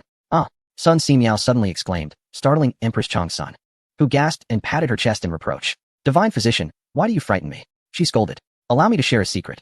When you and Qing Chimo were back to back, your heartbeats synchronized. You must have some sort of connection, do you believe? He proposed. Although he himself was skeptical, he recalled ancient texts suggesting such bonds existed. Some individuals sense their loved ones passing, experiencing heartache or dreams regardless of distance. This too was a form of connection. As he spoke, Empress Changsuan's face softened with affection. Long Gui, bemused, wondered at her sentiments. You are his mother-in-law, he reminded her. He certainly did not wish for Qing Chimo to be remembered infamously. Empress Changsun glared at Long Gui. What do you mean by saying that Li Shimin can marry his mother-in-law while I cannot? Just because you are Qing Chimo's mentor. Do not think you can make decisions, she huffed. Is it not permissible for me to simply wish to be by his side, even without marrying? The situation was tangled and chaotic. Suddenly, a commotion erupted in the distance. A woman was surrounded by a group of others. You must accept my offerings today. I've come 3 times already, and my tofu must be eaten by the Lord. Indeed, You must take my twisted donuts too. If you refuse, I shall not let you leave. You must also accept my daughter. If you do not, I will spend the night with the Lord." Everyone turned to the woman leading a little girl. The woman's face flushed crimson. "I was impulsive, please forgive me. I came to deliver meat today as we are slaughtering pigs at home, not to offer my child or to spend the night with the Lord," she hurriedly explained. Fearing the wrath of the women surrounding her, the person they were surrounding was Wu Shun. Ever since Cheng Chumo became the Lord, he had vigorously developed the small town, eliminating all bullies and using the wealth for its construction. Her reputation soared, making her an idol among the women. Her embroidery was so sought after that no one dared to purchase it, and whenever she attempted to venture out, she would be besieged by these women, some even offering themselves for a chance to acquire her silk scarves. Wu Shun had no desire to buy anyone. She could manage Cheng Chumo alone. However, after that, she no longer dared to sell her embroidery. Nevertheless, these women persisted in their attempts to approach her, bringing gifts daily, refusing to leave without her acceptance. Terrified, Wu Shun had avoided going out, but today, she had no choice as her home was devoid of rice. As she stepped outside, she was immediately blocked. "I really cannot accept. My husband will be displeased," Wu Shun insisted. The women, however, were unconvinced. For who among the Huaxiao people did not know that one should never strike a gift giver? Cheng Chumo would undoubtedly be pleased. Reluctantly, Wu Shun opened her shop door. "Then please bring your offerings inside, and I will prepare a meal for you," she said. The women cheered and chattered as they entered, quickly helping Wu Shun in the kitchen. As soon as they entered, Wu Shun was taken aback. Empress Changsun rushed in, her eyes slightly reddened. Wu Shun was about to speak when she was enveloped in a warm embrace. "At last, I have found you," Empress Changsun exclaimed joyfully. Wu Shun stood in stunned silence, feeling both honored and overwhelmed. She was unaware of the lengths Empress Changsun had gone through in search of Cheng Chumo. For days, she had drifted alone on the lake, her face pale with fear. Known for her fastidiousness, she had endured 3 months of hardship alongside Sun Simiao and Long Gui. "Where's Chumo?" Empress Changsun whispered. At that moment, Cheng Chumo was out hunting, testing his bow. His heart raced as he aimed at his target. Cheng Chumo was at a loss. He could not understand why he had been feeling this way lately. He continued to search for another target. In Gansu, there were numerous uninhabited areas, making hunting quite easy. Upon learning that Cheng Chumo was hunting, Empress Changsun set off to find him, unable to contain her excitement. Wu Shun informed her that he had gone to the woods 10 miles north. Sun Simiao and Long Gui wished to accompany her, but Empress Changsun declined. She had her own intentions. With Long Gui and Sun Simiao present, it would be awkward for her to embrace Cheng Chumo. After an undetermined duration of walking, Empress Changsun arrived at the dense forest. Upon entering, she encountered a group of slaves clad in burlap. Panic surged within her. If the slaves captured her, it would be disastrous. Realizing this, Empress Changsun sprinted away, calling out Cheng Chumo's name. However, she soon stumbled and fell. "It's over," she thought, her heart sinking. She could not allow herself to be captured by the slaves. She was not Xiaomei, and she could not permit herself to be sullied. Drawing out her hairpin, she concealed it, determined that if it came to that, she would rather die than submit. The slaves surrounded her, crouching like dogs and gazing hungrily. One Tibetan man rode up on horseback, instantly captivated by her presence, his heart racing as if it had been clawed at by a cat. "Ha ha! What incredible fortune I have!" he laughed, dismounting. Empress Changsun refused to accept her fate. "Dare to touch me, and you will regret it," she warned coldly, her heart racing, though her expression remained steady. The Tibetan man laughed mockingly as he approached her step by step. "You stop right there. If you escort me back to the small town, I will reward you with gold and silver," Empress Changsun insisted. The Tibetan man scoffed. "Small town? In a few days, our army will arrive, and there will be no small town left." He was part of the vanguard. After Songzan Ganbu returned to his homeland, he demanded that the slave owners learn Han and Tang culture. Each slave owner, proud and arrogant, refused to comply. They revolted, plunging all of Tibet into chaos. Furthermore, they planned to have the Tang dynasty engage in warfare against Tibet, hoping that this would prevent Songzan Ganbu from dealing with them. They intended to attack Gansu, believing that if the Tang dynasty deployed forces to divert the main Tibetan army, they would have time and leverage to negotiate with Songzan Ganbu.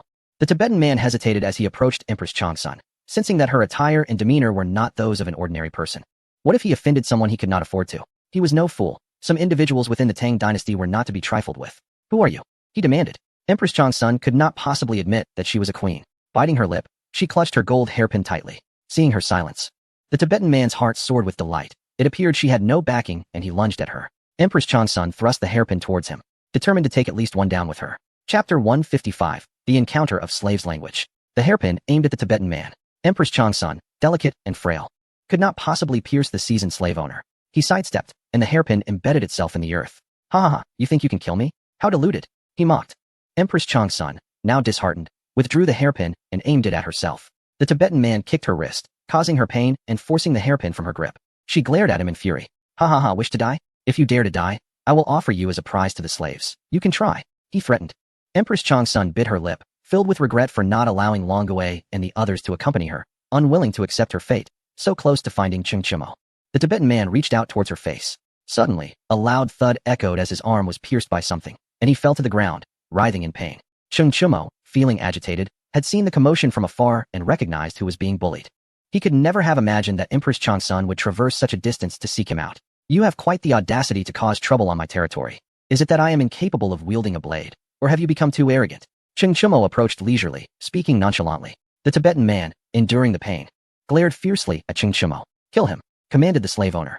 The slave suddenly rose and charged towards Cheng Chimo. Cheng Chimo wore a cold smile. If soldiers were deployed against him, he might have faced a challenge, but slaves? He had lived among them for several years. Heavenly Abyss, he pronounced solemnly. These two words could only be understood by the slaves. Heavenly Abyss, fields, this was the life they yearned for. A dream of owning their own land and living like human beings. Every slave of Tubo knew the significance of these words.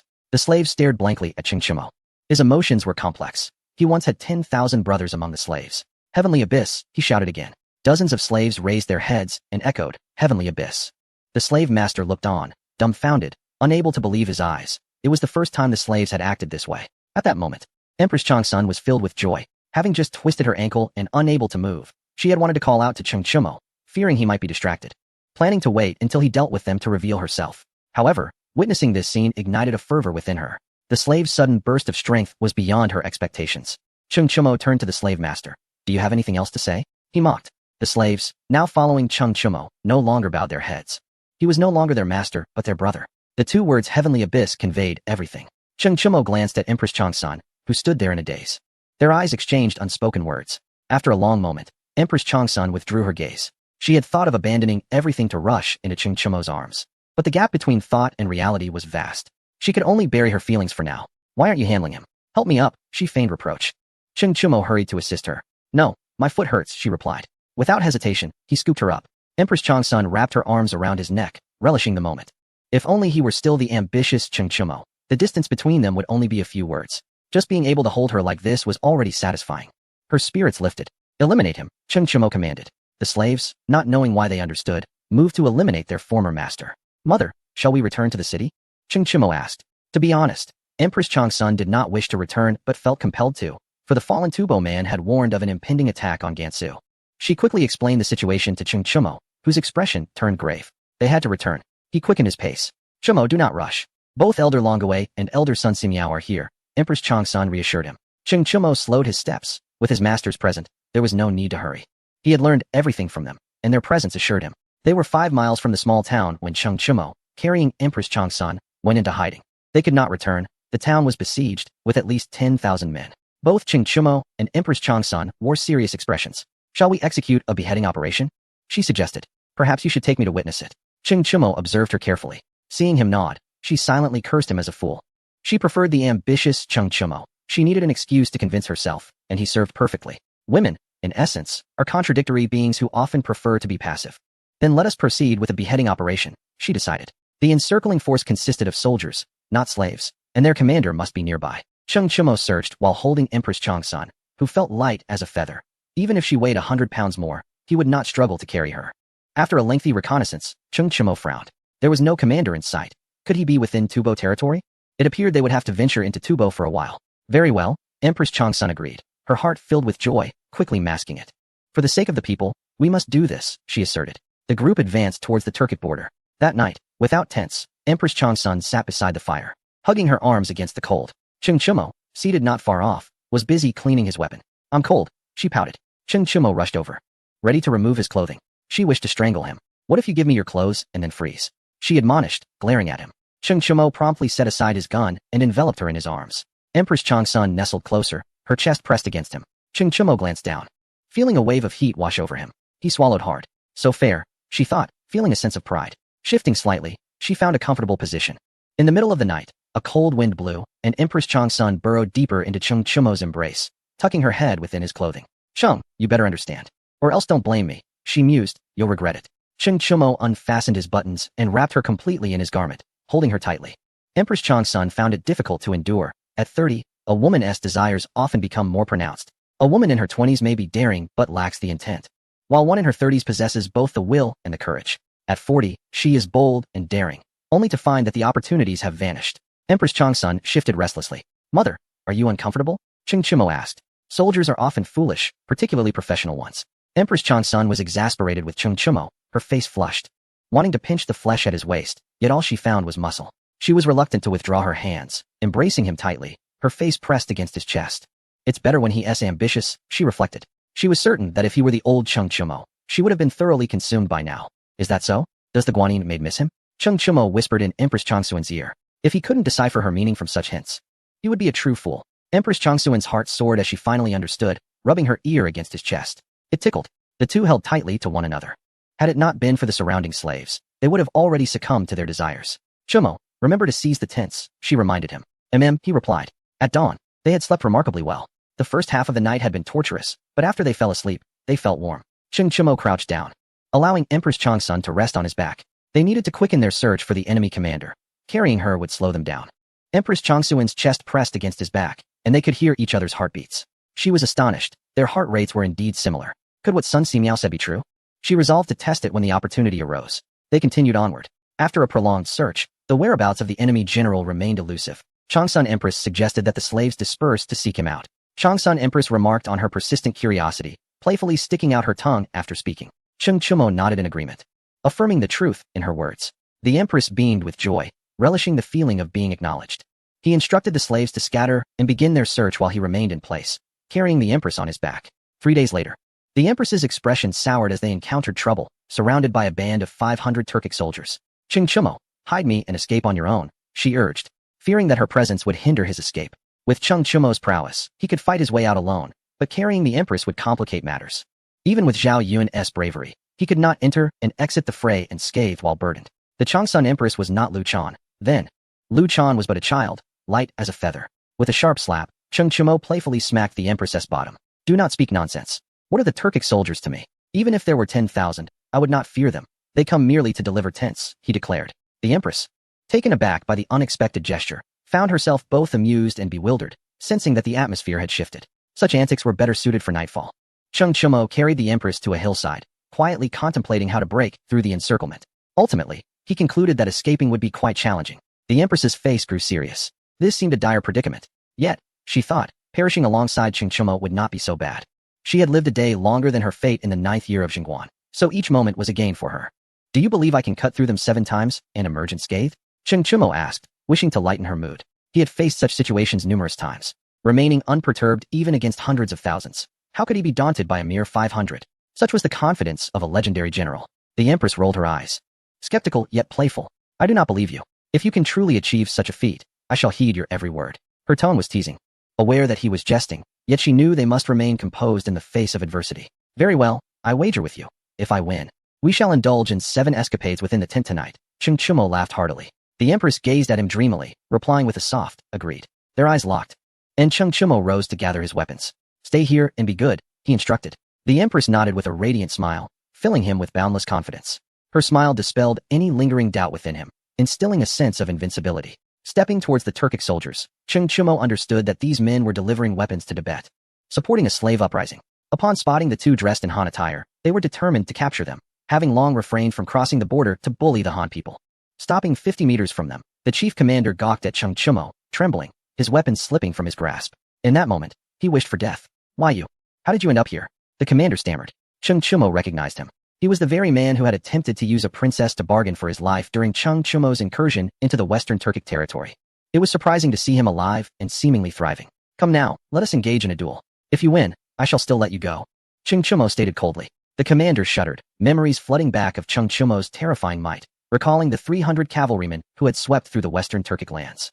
He glanced around, realizing those 300 must be nearby, as they could not have strayed far from Cheng Chimo. Yanking the reins, he turned his horse to flee, smacking it on the rear as he urged it into a frantic gallop. The other Turkic soldiers stood in confusion, pondering the situation. What is happening?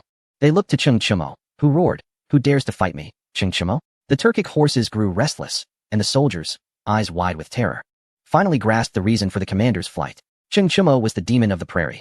In an instant, chaos erupted within the Turkic ranks. Those with horses abandoned their weapons and mounted up, while those without discarded their arms and fled. Their singular thought was that without weapons, Cheng Chimo would not pursue them mercilessly. They cursed their parents for not giving them 2 more legs. Within a few breaths, all had vanished without a trace. In the distance, the Changsun Empress stood agape, knowing Cheng Chumo was formidable but never anticipating such overwhelming prowess. The ferocious Turkic soldiers had retreated in such an abject manner, as if they were born to flee. Until one faced Cheng Chumo, they could never comprehend the extent of his terror. To the Turkic soldiers, he was no mere mortal. He slaughtered without a flicker of hesitation in his eyes. For years, the Turkic soldiers had not dared to cross the Tang border. While the strength of the Tang was undeniable, the Western Turkic people were not inherently fearful. They dreaded Cheng Chumo, fearing he might once again sweep through their ranks. Previously, he had decimated the Western Turkic forces, resulting in a staggering death toll of 30,000, not accounting for the thousands slain by the forces of Dashi. Upon returning to the Changsun Empress, Cheng Chumo wore a triumphant expression. Tonight, 7 escapades await, he proclaimed. The Empress blushed, casting a sidelong glance at him.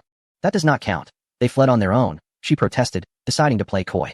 Cheng Chumo laughed heartily, lifting the Empress into his arms. Behold my spoils of war, he declared, carrying her to the line of carts. Hundreds of carts brimmed with curved blades, including a 4-wheeled cart intended as a gift for the rebel king of Tibet. Such carts were not rare in the Tang, having been replicated by noble families since their inception in Fufeng County. For the Turkic to acquire such a cart was remarkable. It was a luxury item, indicative of their investment in this scheme. The Changsun Empress gazed at the cart with delight, yearning to escape the hardships of the wild. Cheng Chumo carried her inside, where the interior was even more opulent, adorned with pure white animal skin blankets, untouched by dust, and a golden curved blade hung prominently. Lying on the luxurious bedding, the Empress beamed, her hand brushing against a box. Within was a letter addressed to the rebel king of Tibet. Chapter 157. The first blessed general of the Turkic. As the Changsun Empress read the letter, she pondered the West Turkic's next moves. Cheng Chumo picked up the golden blade, exclaiming, "How splendid!" The Empress chuckled lightly, acknowledging that a man's passions should not be frowned upon. One must strive for their interests.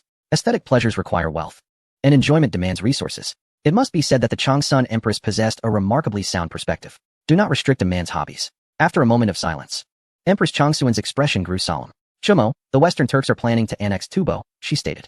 Guanyin maid, do you understand Turkic? Cheng Chumo was somewhat taken aback. Guanyin maid seemed to possess a wealth of knowledge. Empress Changsun, at a loss for words, thought how this fool did not even know her background as a Xinbei. A people that had to be well-versed in many things to survive in the crevices of existence. I can also speak Minnan dialect. But that is not the crux of the matter. What shall we do about Tubo? She inquired. Her demeanor was exceedingly obedient, and Cheng Chumo felt a surge of confidence, as if whatever he said would be right.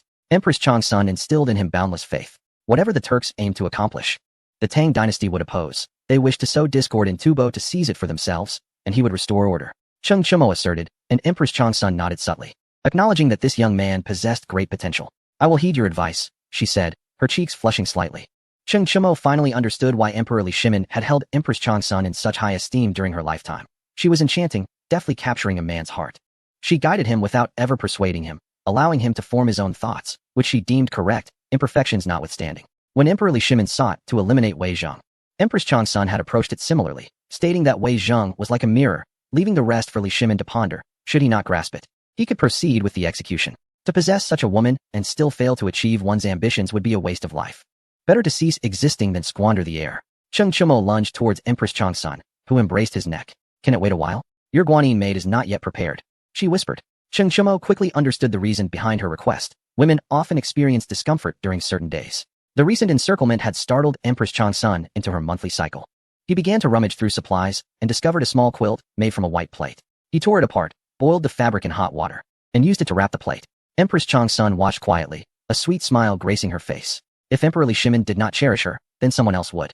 Empress Changsun harbored a desire to nurture a great emperor of the ages. That thought flickered away. She believed she could achieve it. Cheng Chumo had the foundation to become a legendary emperor, as long as Li Shimin passed away before him. Cheng Chumo completed his task and handed it to Empress Changsun, who found herself under his unwavering gaze. Her face turned crimson from his scrutiny, and she shot him a fierce glance. I wish to eat game, Empress Changsun declared, intending to send Cheng Chumo away. He, however, remained oblivious to her intent until she adopted a fierce demeanor, prompting him to leave. With a single shot, he brought down a wolf, carrying it back to prepare for roasting. Upon returning to the camp, Empress Changsun took the gun from him and mimicked his actions. Her curiosity piqued. What is this? It seems so powerful, she asked. Cheng Chumo began to explain, and Empress Changsun listened intently, marveling at his prowess. After cleaning the gun, they placed it in the cart and sat by the fire, awaiting the return of the slaves. On the Tubo border, the fleeing Turkic soldiers regrouped. Fortunately, you are wise to follow this general. A moment later, and you would have been buried, the general exclaimed, relief evident on his face. The soldiers nodded in agreement. secretly admiring their general's cunning. He was the only Turkic general to escape Cheng Chumo's clutches twice, a feat unprecedented and enough to boast about for a lifetime. His luck was remarkable. Had it been anyone else, they would have perished long ago. First, he had hidden among the horses of the Yinyan 18 riders, and now, with Cheng Chumo, he had the former princess as a hostage, a pregnant one at that.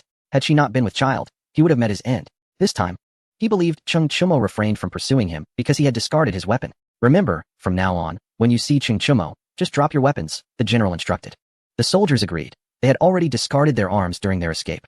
Let us inform the king that Cheng Chumo is formidable because he is utterly elusive. If he were within a city, we Turkic forces would surely defeat him, the general proclaimed, intending to use this information to atone for his failures.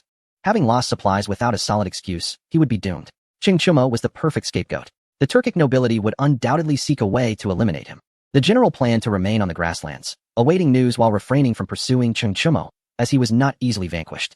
Upon returning to the Turks, the general shared his tale, and all the Turkic people regarded him as a hero. This was true bravery, to have escaped Cheng Chumo's grasp twice. Such feats were not for the ordinary. Cheng Chumo was a harbinger of death, and anyone who could evade him must possess considerable skill. The general beamed with pride. Ultimately, the Turkic king decided to send someone to monitor Shurcheng in Gansu. The moment Cheng Chumo returned there, they would mobilize their forces. At that point, Cheng Chumo would have no means of escape. This may prove challenging, the king mused, for Tubo is preparing to assault Shurcheng. One of the Turkic generals interjected. The Turkic king scowled. What is a mere Shurcheng? Instruct Tubo not to attack Shurcheng but to encircle it. Waiting for Cheng Chumo to rescue them, he commanded. At this moment, he felt a swell of pride, thinking himself far-sighted. Cheng Chumo was his lifelong adversary. Little did he expect that this general, who had evaded Cheng Chumo twice, would indirectly save Shurcheng. One could not deny that Cheng Chumo's decision to spare him was wise. In Shurcheng, upon receiving news, the Tubo general found himself in a predicament, yet he dared not defy the Turks. The Shurcheng lord's residence was abuzz with urgency. We must send someone to relay the message and summon the special forces, Long Gui urged. Sun Simiao nodded in agreement. At this moment, they were the backbone of Shurcheng. A young man stepped forward, disheveled and weary from begging in Shurcheng for quite some time. He was ready to risk himself to help his benefactors. Long Gui nodded, tossing him a golden knife coin. Take this and find a ship flying a black flag at West Lake, he instructed. That night, Long Gui sheltered the young man. But an unexpected event unfolded. The Tubo soldiers offered no resistance. Upon seeing the two, they turned and left, their intent to let them pass too conspicuous. Long Gui was perplexed. Were these people truly foolish or merely pretending? When the special forces arrived, they would regret today's decisions. He pondered where his disciple had taken Empress Changsun. Why had she not returned? Meanwhile, Cheng Chumo was instructing the slaves in the use of curved blades. Keeping the lesson simple, the slaves appeared dull, yet they were quite clever when it came to killing. Cheng Chumo returned to the cart, realizing they were preparing to encircle and attack. Empress Changsun did not respond directly, he noted. The slaves brought back quite a number of captives, if time permits. Will we not have a multitude of slaves? Empress Changsun inquired. Cheng Chumo felt a surge of inspiration. Indeed, with such an abundance of weapons, why not recruit more slaves? 1,000 slaves could alleviate the peril of Shurcheng, rendering 100,000 Tibetans insignificant. Chapter 158. The left guard of Tianyuan Cheng Chumo commenced his search for slaves within the Tibetan territory, assimilating any slaves he encountered, regardless of their ownership. In Tianyuan, he faced a multitude of slaves. The slave master, mounted on horseback, wielded his whip, commanding the slaves to eliminate the 500 adversaries before them. Yet, upon Cheng Chumo uttering the name Tianyuan, the slaves stood transfixed, gazing at him, impervious to their master's blows. Brandishing his golden blade, Cheng Chumo pointed at the slave master and bellowed, "Eliminate him." At this command, the slaves rebelled, toppling the horse of their master, who was soon engulfed by the throng of former slaves. In the aftermath, the bloodied slaves joined Cheng Chumo's ranks. Empress Changsun lounged in her carriage, observing Cheng Chumo and shouting Tianyuan. He had already conveyed the significance of Tianyuan to her. The power of the slaves' rebellion was formidable, she mused. Cheng Chumo returned to the carriage. 1,500 men, swifter than conscription, he remarked. Empress Changsun chuckled lightly, handing him a water pouch. What shall you name your troop? She inquired. She subtly encouraged him to name it Tianyuan, avoiding a direct suggestion, believing that if he were to rely on her for everything, he would grow complacent. Drawing from her experiences with Li Shimin, she resolved to take a different approach. After a moment's contemplation, Cheng Chumo declared, Tianyuan. Empress Changsun peered outside, cautioning. You must not assign a number to the slave army. Cheng Chumo was taken aback. It was indeed the case that his input would be futile. Your Majesty, could you provide a designation? He asked, his demeanor somewhat comical. She shot him a disapproving glance and produced a small seal from her bosom. Choose a name and stamp it, she instructed. Cheng Chumo accepted the seal, surprised that Empress Changsun entrusted it to him. It was a diminutive yet potent symbol of authority. Her seal recognized throughout the nation. With the phoenix stamp, Cheng Chumo's army would gain legitimacy. What was Empress Changsun contemplating? Did she intend for him to strengthen his power to confront Li Shimin? Her reasoning was straightforward. Li Shimin was no longer the man he once was, and none could predict his actions. Other royal concubines were preparing for their own offspring, and since Empress Changsun was still alive, she too could not afford to lag behind. She trusted Cheng Chumo would not rebel. If he had desired to do so, he had ample opportunity in the past. She had enough faith in her judgment regarding him. If Gao Ming is in danger, you need not await my command. You may act independently, she added, her distance palpable to Cheng Chumo. As you command, he replied. Empress Changsun smiled knowingly, aware of Cheng Chumo's thoughts. Her intent was deliberate. The two then busied themselves with their own affairs. She watched him train the soldiers. In previous years, Cheng Chumo lamented his failure to rigorously train the slaves, whose prowess had been attained at the cost of lives. This time, he resolved that no one should perish, striving to ensure that 7 out of 10 survived, providing the living slaves with their own land and homes, a promise he made to the deceased. Cheng Chumo taught diligently, and the slaves applied themselves with fervor. After a month, his ranks swelled to 5,000, complete with their own military banner, the wolf's head flag embroidered by Empress Changsun. The Tianyuan left guard assembled 5,000 under the banner, a significant force even in the sparsely populated Tibetan expanse. The Tibetan elite soon recognized the existence of this burgeoning army. Tianyuan, Cheng Chumo proclaimed, and the slaves echoed in unison. Ahead lay the enemy, intent on preventing their liberation of brethren. Would you acquiesce? Cheng Chumo roared. With fiery resolve, the slaves shouted, kill. Mounting his steed and drawing his golden blade, he charged at the 3,000 Tibetan regulars. Kill, he commanded, leading the charge. A profound silence enveloped the battlefield, save for the sound of marching feet and the rising dust, marking the advance of the Tianyuan left guard. As the two armies clashed, Cheng Chumo's blade gleamed. None could withstand his might. The enemy general, stricken with fear, beheld Cheng Chumo approaching and fled in terror, knowing he could not match him. His soldiers followed suit, and Cheng Chumo pursued relentlessly. After 10 miles, he commanded a retreat. Following this battle, the reputation of the Tianyuan left guard spread far and wide, and no one dared to challenge them again. The Tibetan forces were engaged in fierce conflict with the rebels, unwilling to deplete their main forces against Cheng Chumo, thus granting him the time to fortify his army. Upon hearing of the Tianyuan left guard, the Tibetan slaves abandoned their masters, gathering at Cheng Chumo's stronghold. Tianyuan represented their hope. The slave masters' attempts to obstruct them were futile. The slaves seemed bewitched, taking down anyone who dared stand in their way. Within 3 months, the ranks of the Tianyuan left guard swelled to 30,000. However, as the troop grew, Cheng Chumo began to worry. Sustaining them required a continuous supply of provisions. Otherwise, they would inevitably disband. While Tianyuan symbolized hope for the slaves, it could not substitute for sustenance. The land they traversed was stripped bare of vegetation. Cheng Chumo resolved to seize supplies. Without provisions, they could not march. He set up roadblocks in various locations. One group of 1,000 was intercepted by the Tianyuan left guard, surrounding a single carriage. The leading officer stepped forth, stating, "We are envoys from Naboluo." "Whose troop are you?" Naboluo lay to the northwest of Tibet, bordering it. This contingent was part of a bridal procession, as Songzan Ganbu had failed to forge an alliance with the Tang dynasty and was thus determined to ally with Naboluo for support. The Tang dynasty's refusal to marry off a princess stemmed from their desire to avoid a formidable neighbor in Tibet. They observed the situation from afar.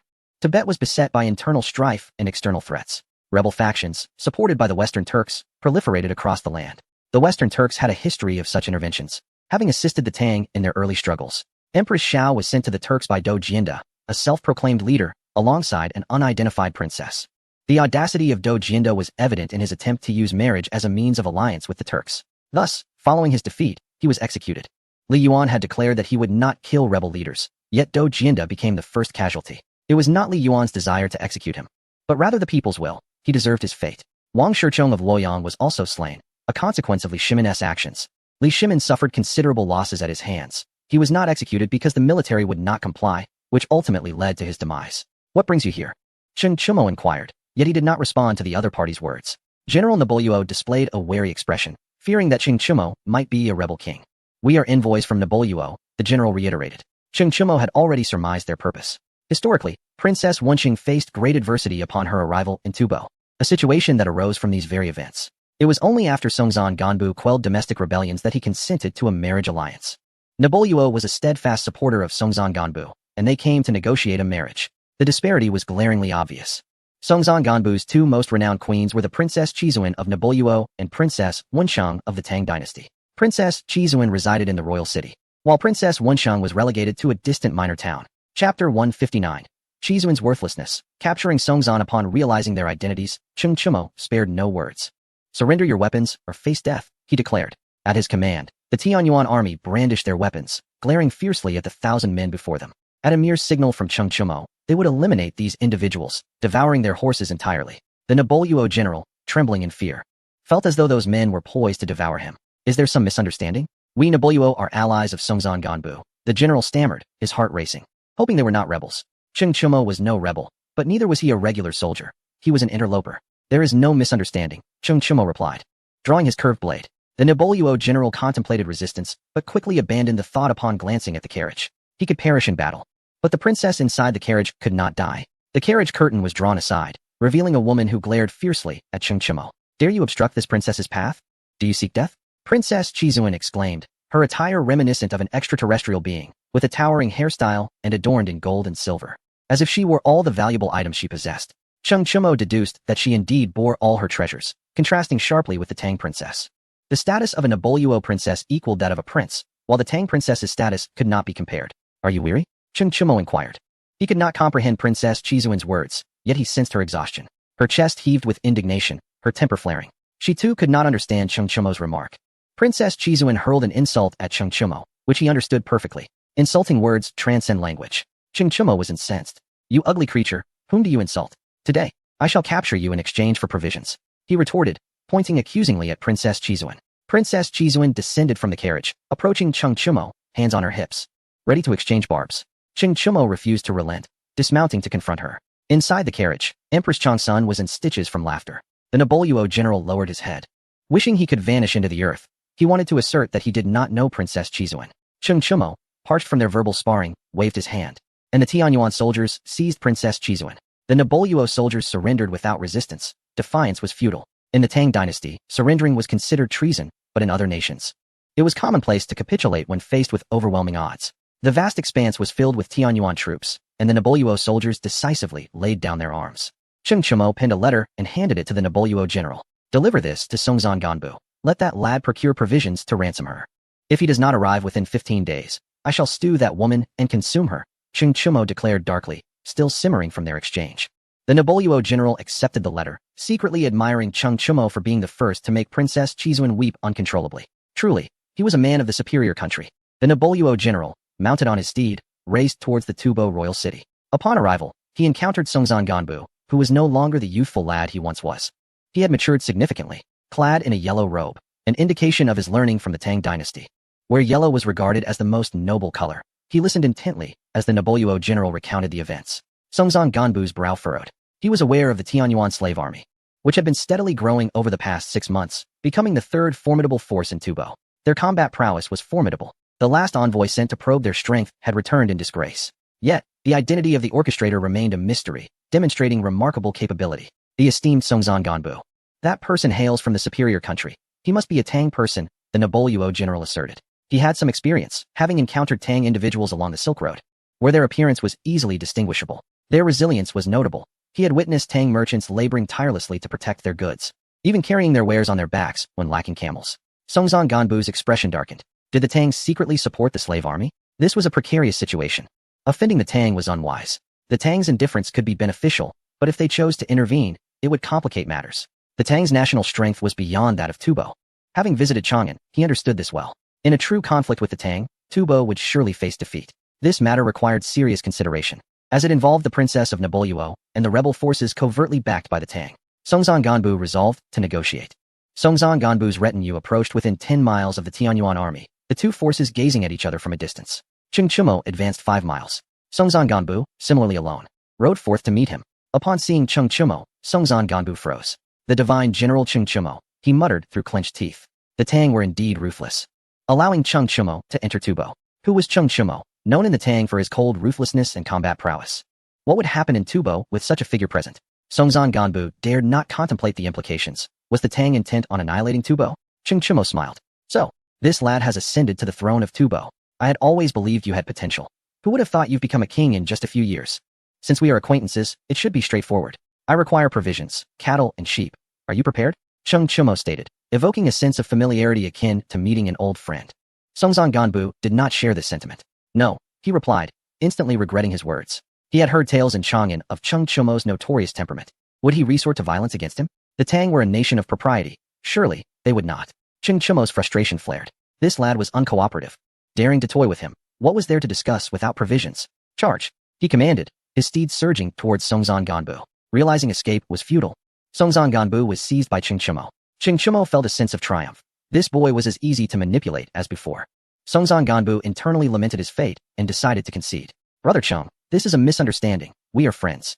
I appreciate your warm hospitality in Fufeng County, and I shall ensure provisions are delivered upon my return, he stammered. It is too late, Ching Chimo replied. In this encounter with Songzan Ganbu, the absence of provisions indicated Princess Chizuan's lack of worth. If Princess Chizuan was deemed worthless, then he would exchange Songzan Ganbu for provisions.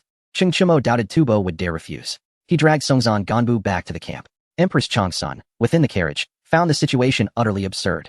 Chimo is suited to be a bandit, she remarked with a smile. She did not oppose Ching Chimo's actions. Extraordinary circumstances called for extraordinary measures.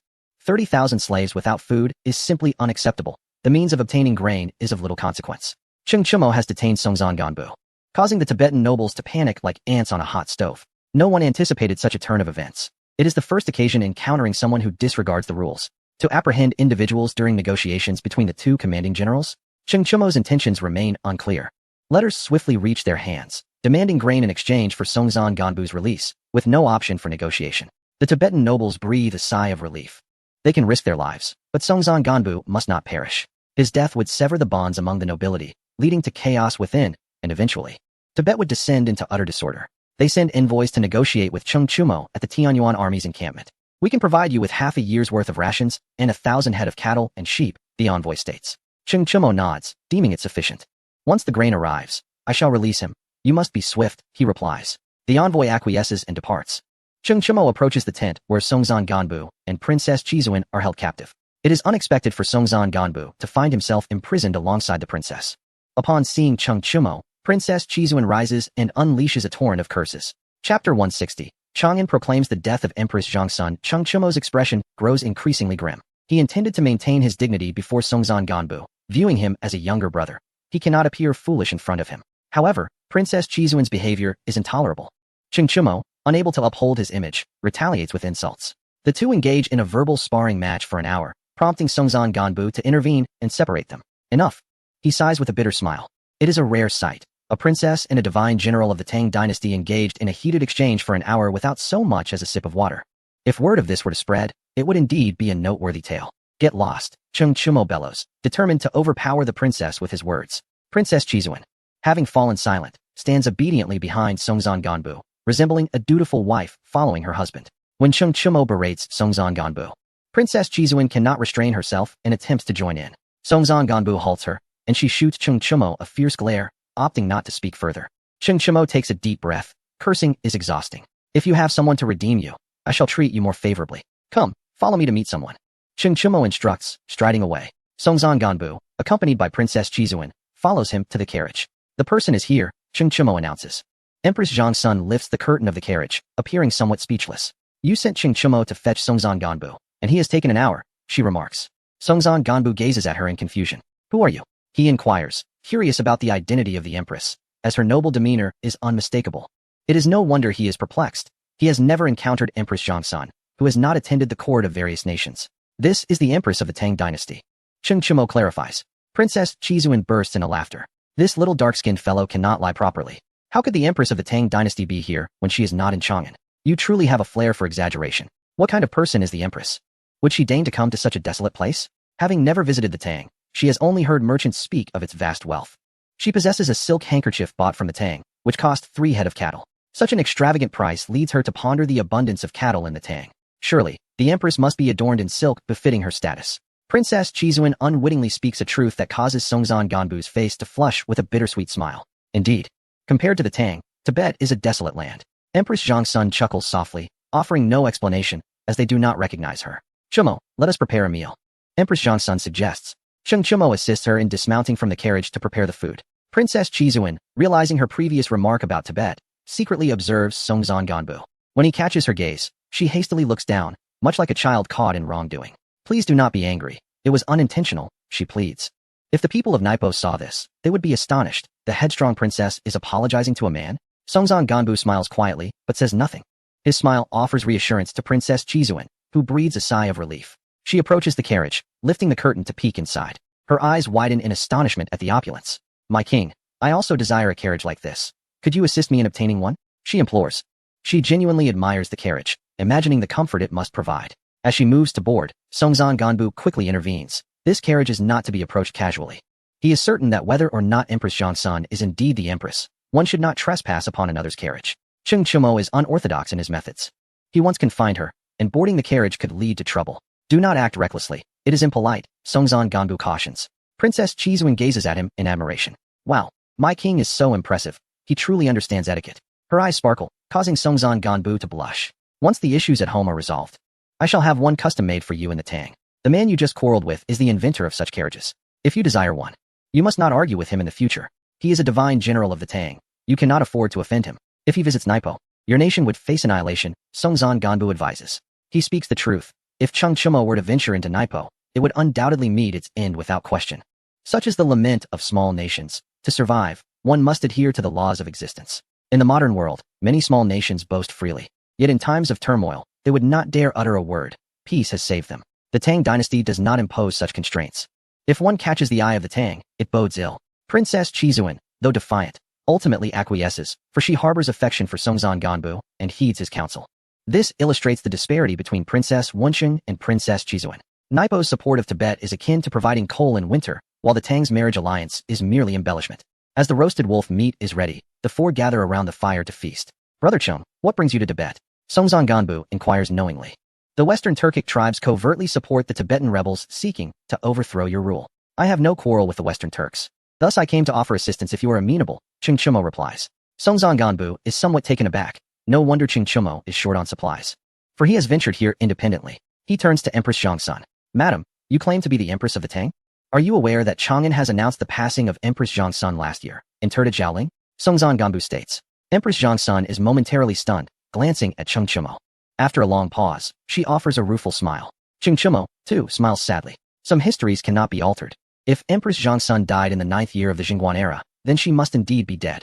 Who else has perished? Cheng Chumo inquires. The Taishang Huang of the Tang, Li Yuan, Songzan Ganbu responds. Cheng Chumo nodded. The passing of the Supreme Emperor was inconsequential. Empress Changsun rose and returned to her carriage, while Songzan Ganbu and Princess Chizuan retreated to their tent. Soon, the sound of the Empress's sobs echoed from the carriage. Cheng Chumo climbed aboard, uncertain how to console her. Some matters were beyond change, even for him. As for why Li Shimin declared the Empress deceased, only he understood the truth. Shall I tell you a tale of Sun Wukong? Cheng Chumo proposed. The Empress wiped her tears and managed a faint smile. Not today. Do you believe in fortune-telling? She inquired. Cheng Chumo nodded. Can the fate of a nation truly be foretold? She continued. Cheng Chumo shook his head, skeptical. In the Western Zhou, there was Jiang Ziya, who predicted the dynasty's fortunes. The Duke of Shibo walked 800 steps, and the Zhou dynasty lasted 8 centuries. But what of the Tang? The Empress pressed on. Cheng Chumo's expression grew grave. He knew the answer lay with Yuan Tiangang. Yang Guifei is in peril, he remarked. The Empress agreed. Having overheard such news when leaving the palace, she rubbed her forehead, bitterly smiling. She felt as though she were already a ghost, indifferent to such concerns. I'll rest for a moment. I'm exhausted, the Empress declared. Cheng Chumo understood her sentiments. Henceforth, there would be no more Empress Changsun. As he dismounted the carriage, a slave reported that someone outside the camp wished to see the general. Cheng Chumo stepped outside to find an envoy from the rebel forces, exuding arrogance. Are you the great slave owner? Our general has stated that if you hand over Songzan Ganbu, we will grant you a plot of land. Cheng Chumo scoffed.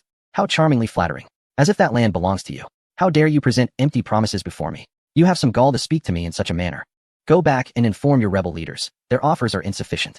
Be gone. He intended to draw those rebel leaders closer for a chance to capture them in exchange for provisions. It was better to be prepared. 3 days passed.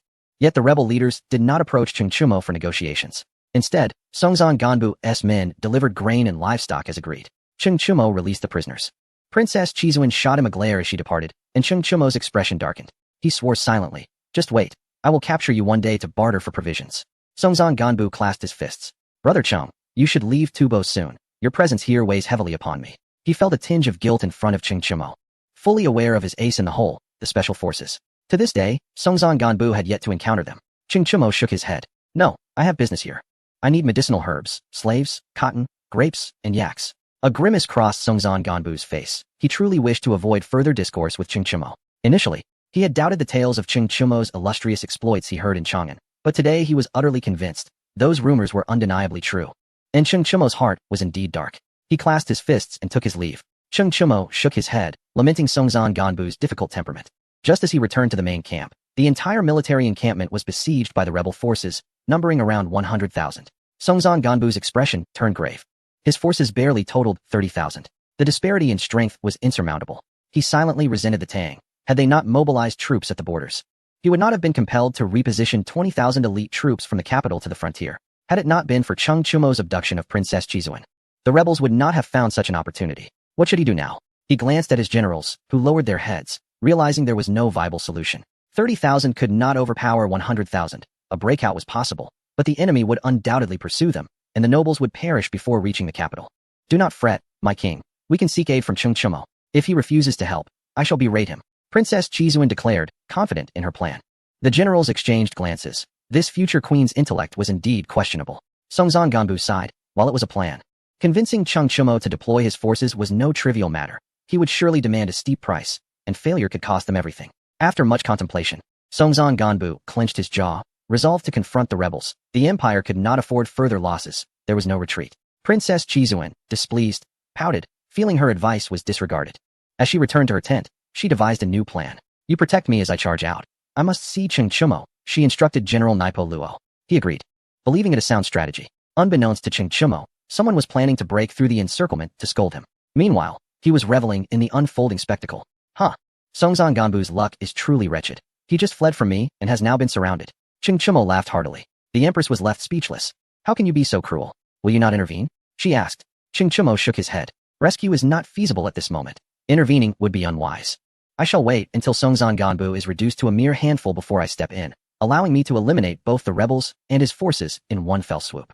Princess Chizuan, under the protection of General Naipo Luo, attempted to break through. They underestimated the rebel strength, resulting in the loss of 1,000 soldiers from Naipo Luo's command, who scattered in disarray. Upon witnessing bloodshed, Princess Chizuan was stunned. Having been sheltered all her life, she had never encountered such a scene. In terror, she became pale, weeping inconsolably, though she did not regret her decision, only lamenting the rebels' ferocity. General Naipo Luo was struck in the chest by an arrow and pierced by a spear. Casting a final glance at Princess Chizuan, his eyes clouding over in death. Surrounded, Princess Chizuan found herself at the mercy of the rebels, who laughed uproariously. They recognized her identity. Capturing Princess Chizuan would signify the end of the Tubo Empire. Without Naipo Luo's support, Songzhan Ganbu would be powerless to resist. Unless he recalled his 20,000 troops from the border, would he dare? The Tang Empire was watching with keen interest, led by the formidable General Li Ji. At this moment, Princess Chizuan was reduced to tears. Her former arrogance vanished. The rebels encircled her, taunting, deliver her to my tent. Once I've had my fill of amusement, you shall taste the consequences. From a distance, Songzhan Ganbu observed this scene, his eyes ablaze with fury, yearning to rush forth to save her. The generals collectively restrained him, aware that charging out would be tantamount to suicide. General, we must break through. We can no longer afford to hold on to Princess Chizuan, one general urged. Songzhan Ganbu's fists clenched, cracking with tension. He could not abandon her. All troops advance, he commanded. Fully aware of the dire situation, defense was tenuous, and offense would be akin to marching to their doom. As the army exited the camp, the rebel leaders roared with laughter, their cunning schemes having borne fruit. They had no intention of harming Princess Chizuan, for she was backed by an entire nation. Even if they conquer the world, they must maintain a good relationship with the Mudbaluo. The two armies are 1,000 meters apart. Apologies, apologies.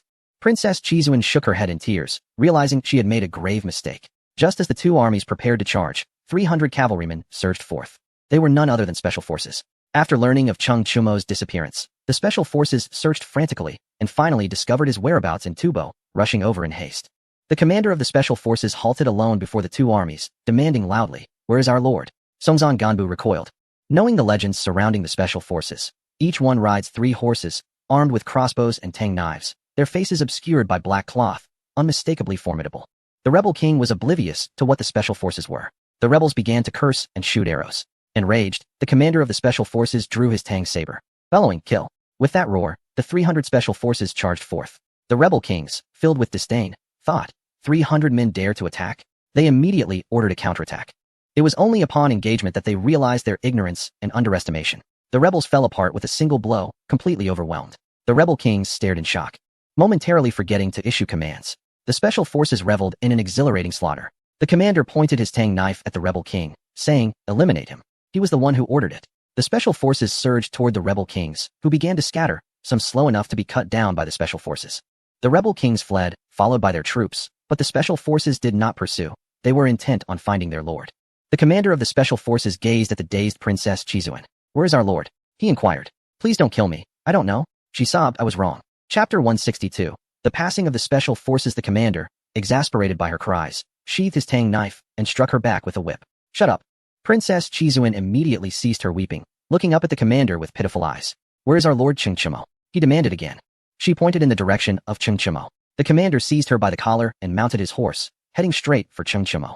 Ha ha. Songzan Ganbu laughed heartily, thinking the rebel kings to be fools for provoking the special forces. Suddenly, he remembered that Princess Chizuan had been taken by them. His expression twitched. Although she was safe, she would again fall into Chungchimo's hands. The rebel kings, having lost several men to the special forces, no longer surrounded Songzan Ganbu and fled north to regroup with their main force. In the military camp, Chungchimo berated the commander of the special forces. You pig. You could have just passed by. Why help Songzan Ganbu? The special forces, unable to lift their heads under Chungchimo's scorn, felt utterly speechless. They were not to blame. Anyone who dared to block their path was inviting confrontation.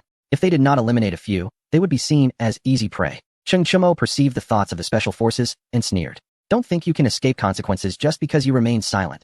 This matter is far from over. Who killed the most just now? Step forward. The special forces lowered their heads, and one soldier stepped forward proudly. My lord, I killed the most. I took down 9. You're full of it. I also took down 9. Why should you be considered the best? Other soldiers shouted indignantly. How shameless. The commander grew furious. My lord, please judge us. We all killed 9. So why should he be the best? He must apologize today or face punishment. Yes, punish him. The others yelled, ready to act. The soldier, on the verge of tears, protested. I only stepped forward because no one else did. I made the same count as you all. My lord, please control them. They want to beat me. Chungchimo's expression darkened. 9 is the maximum. Any more counts as excessive. How did I end up with these fools as special forces? Ha ha ha. I can't take it anymore. My stomach hurts. Empress Changsun laughed heartily from her carriage, her voice carrying far enough for Chungchimo to hear. He shot a fierce glare at the special forces. Get out of here, you buffoons. Don't embarrass me. Chungchimo yelled. The special forces hung their heads and moved away, beginning to argue about who had the highest kill count. Chungchimo felt helpless as he watched them depart. What a splendid opportunity for extortion squandered by these idiots. If Songzan Ganbu and the rebels annihilated each other, he could step in, demanding whatever sum he desired. Now, it was all in disarray. He glanced at the very obedient Princess Chizuan, somewhat surprised that she was no longer scolding him. Having narrowly escaped, she dared not reproach Chungchimo. The special forces were too fearsome. What do you want? She asked, instinctively stepping back, fearing she had fallen back into Chungchimo's grasp. The special forces were disciplined under him, proving his might. Please don't bully me. I know I was wrong. I will thank you for saving me. And I will have my father give you money, she added. Chungchimo sneered. Money? Does Mudbaluo even have any? What can you offer me? Princess Chizuan gritted her teeth. Finally deciding on a large sum. 10,000 guan, she declared proudly. To her, this was an exorbitant amount. In this era, many nations adopted the Tang's payment system. Copper coins were favored, along with silk and porcelain, which were both regarded as hard currency. Chungchimo scoffed. This paltry sum is as good as nothing. If you were captured by those people, you know what would happen, don't you? Now, name another figure. He thought to himself that Songzan Ganbu would surely deny everything, and he could only recoup his losses through Princess Chizuan. She looked conflicted, pulling out a silk handkerchief from her pocket, gazing at it reluctantly before biting her lip and handing it to Chungchimo. Here, take this, she said, offering him her most treasured possession. Chungchimo stared blankly at Princess Chizuan, sighing inwardly. Why bully a poor girl? Perhaps he should let it go. Keep such a precious item. You might want it later. Do visit the Tang dynasty when you have the chance. It would be amusing to see your naive expressions. Princess Chizuan was not upset. Preserving the silk handkerchief was a victory. She quickly tucked it into her bosom, fearing Chungchimo might change his mind. Chungchimo, wishing to end the conversation, returned to the carriage. Empress Changsun was still laughing. Chungchimo was speechless. Was it really that amusing? Why don't you teach them arithmetic? Suppressing her laughter, Empress Changsun replied. Teaching the special forces math would be as futile as training me in martial arts. Guanyin, I command you not to laugh, Chungchimo said coolly. Seeing him like this only made Empress Changsun laugh harder. Chungchimo playfully pinched her sides. I'll make you laugh enough. He grinned mischievously. Empress Changsun was particularly sensitive to tickling, her entire body seemingly composed of ticklish flesh. I concede, truly I do. Please refrain from tickling me, she laughed. Her face flushed with mirth. Chungchimo, recognizing the need for moderation, ceased his playful antics, aware that excessive tickling could lead to discomfort and urgency. The Empress retreated to a corner, her beautiful eyes fixed on Chungchimo. Humph, you promised to tickle me. Yet what was that just now? She inquired in a soft voice, casting a glare at him. Chungchimo feigned indifference, lying down casually. Did you not inquire about the situation in Shurcheng? She asked, a hint of concern in her tone.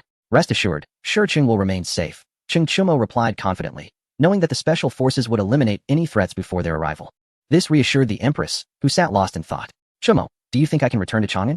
she asked, her expression melancholic. Having been declared dead, what would her return signify? Cheng Chimo was uncertain but believed that she would indeed return to Chang'an, as her children were there, and it was impossible for her not to long for them. Do not worry, if you wish to return, I have a way, he comforted her. Though he himself was unsure, merely offering solace. How do you plan to accommodate Princess Chizuan? The Empress inquired.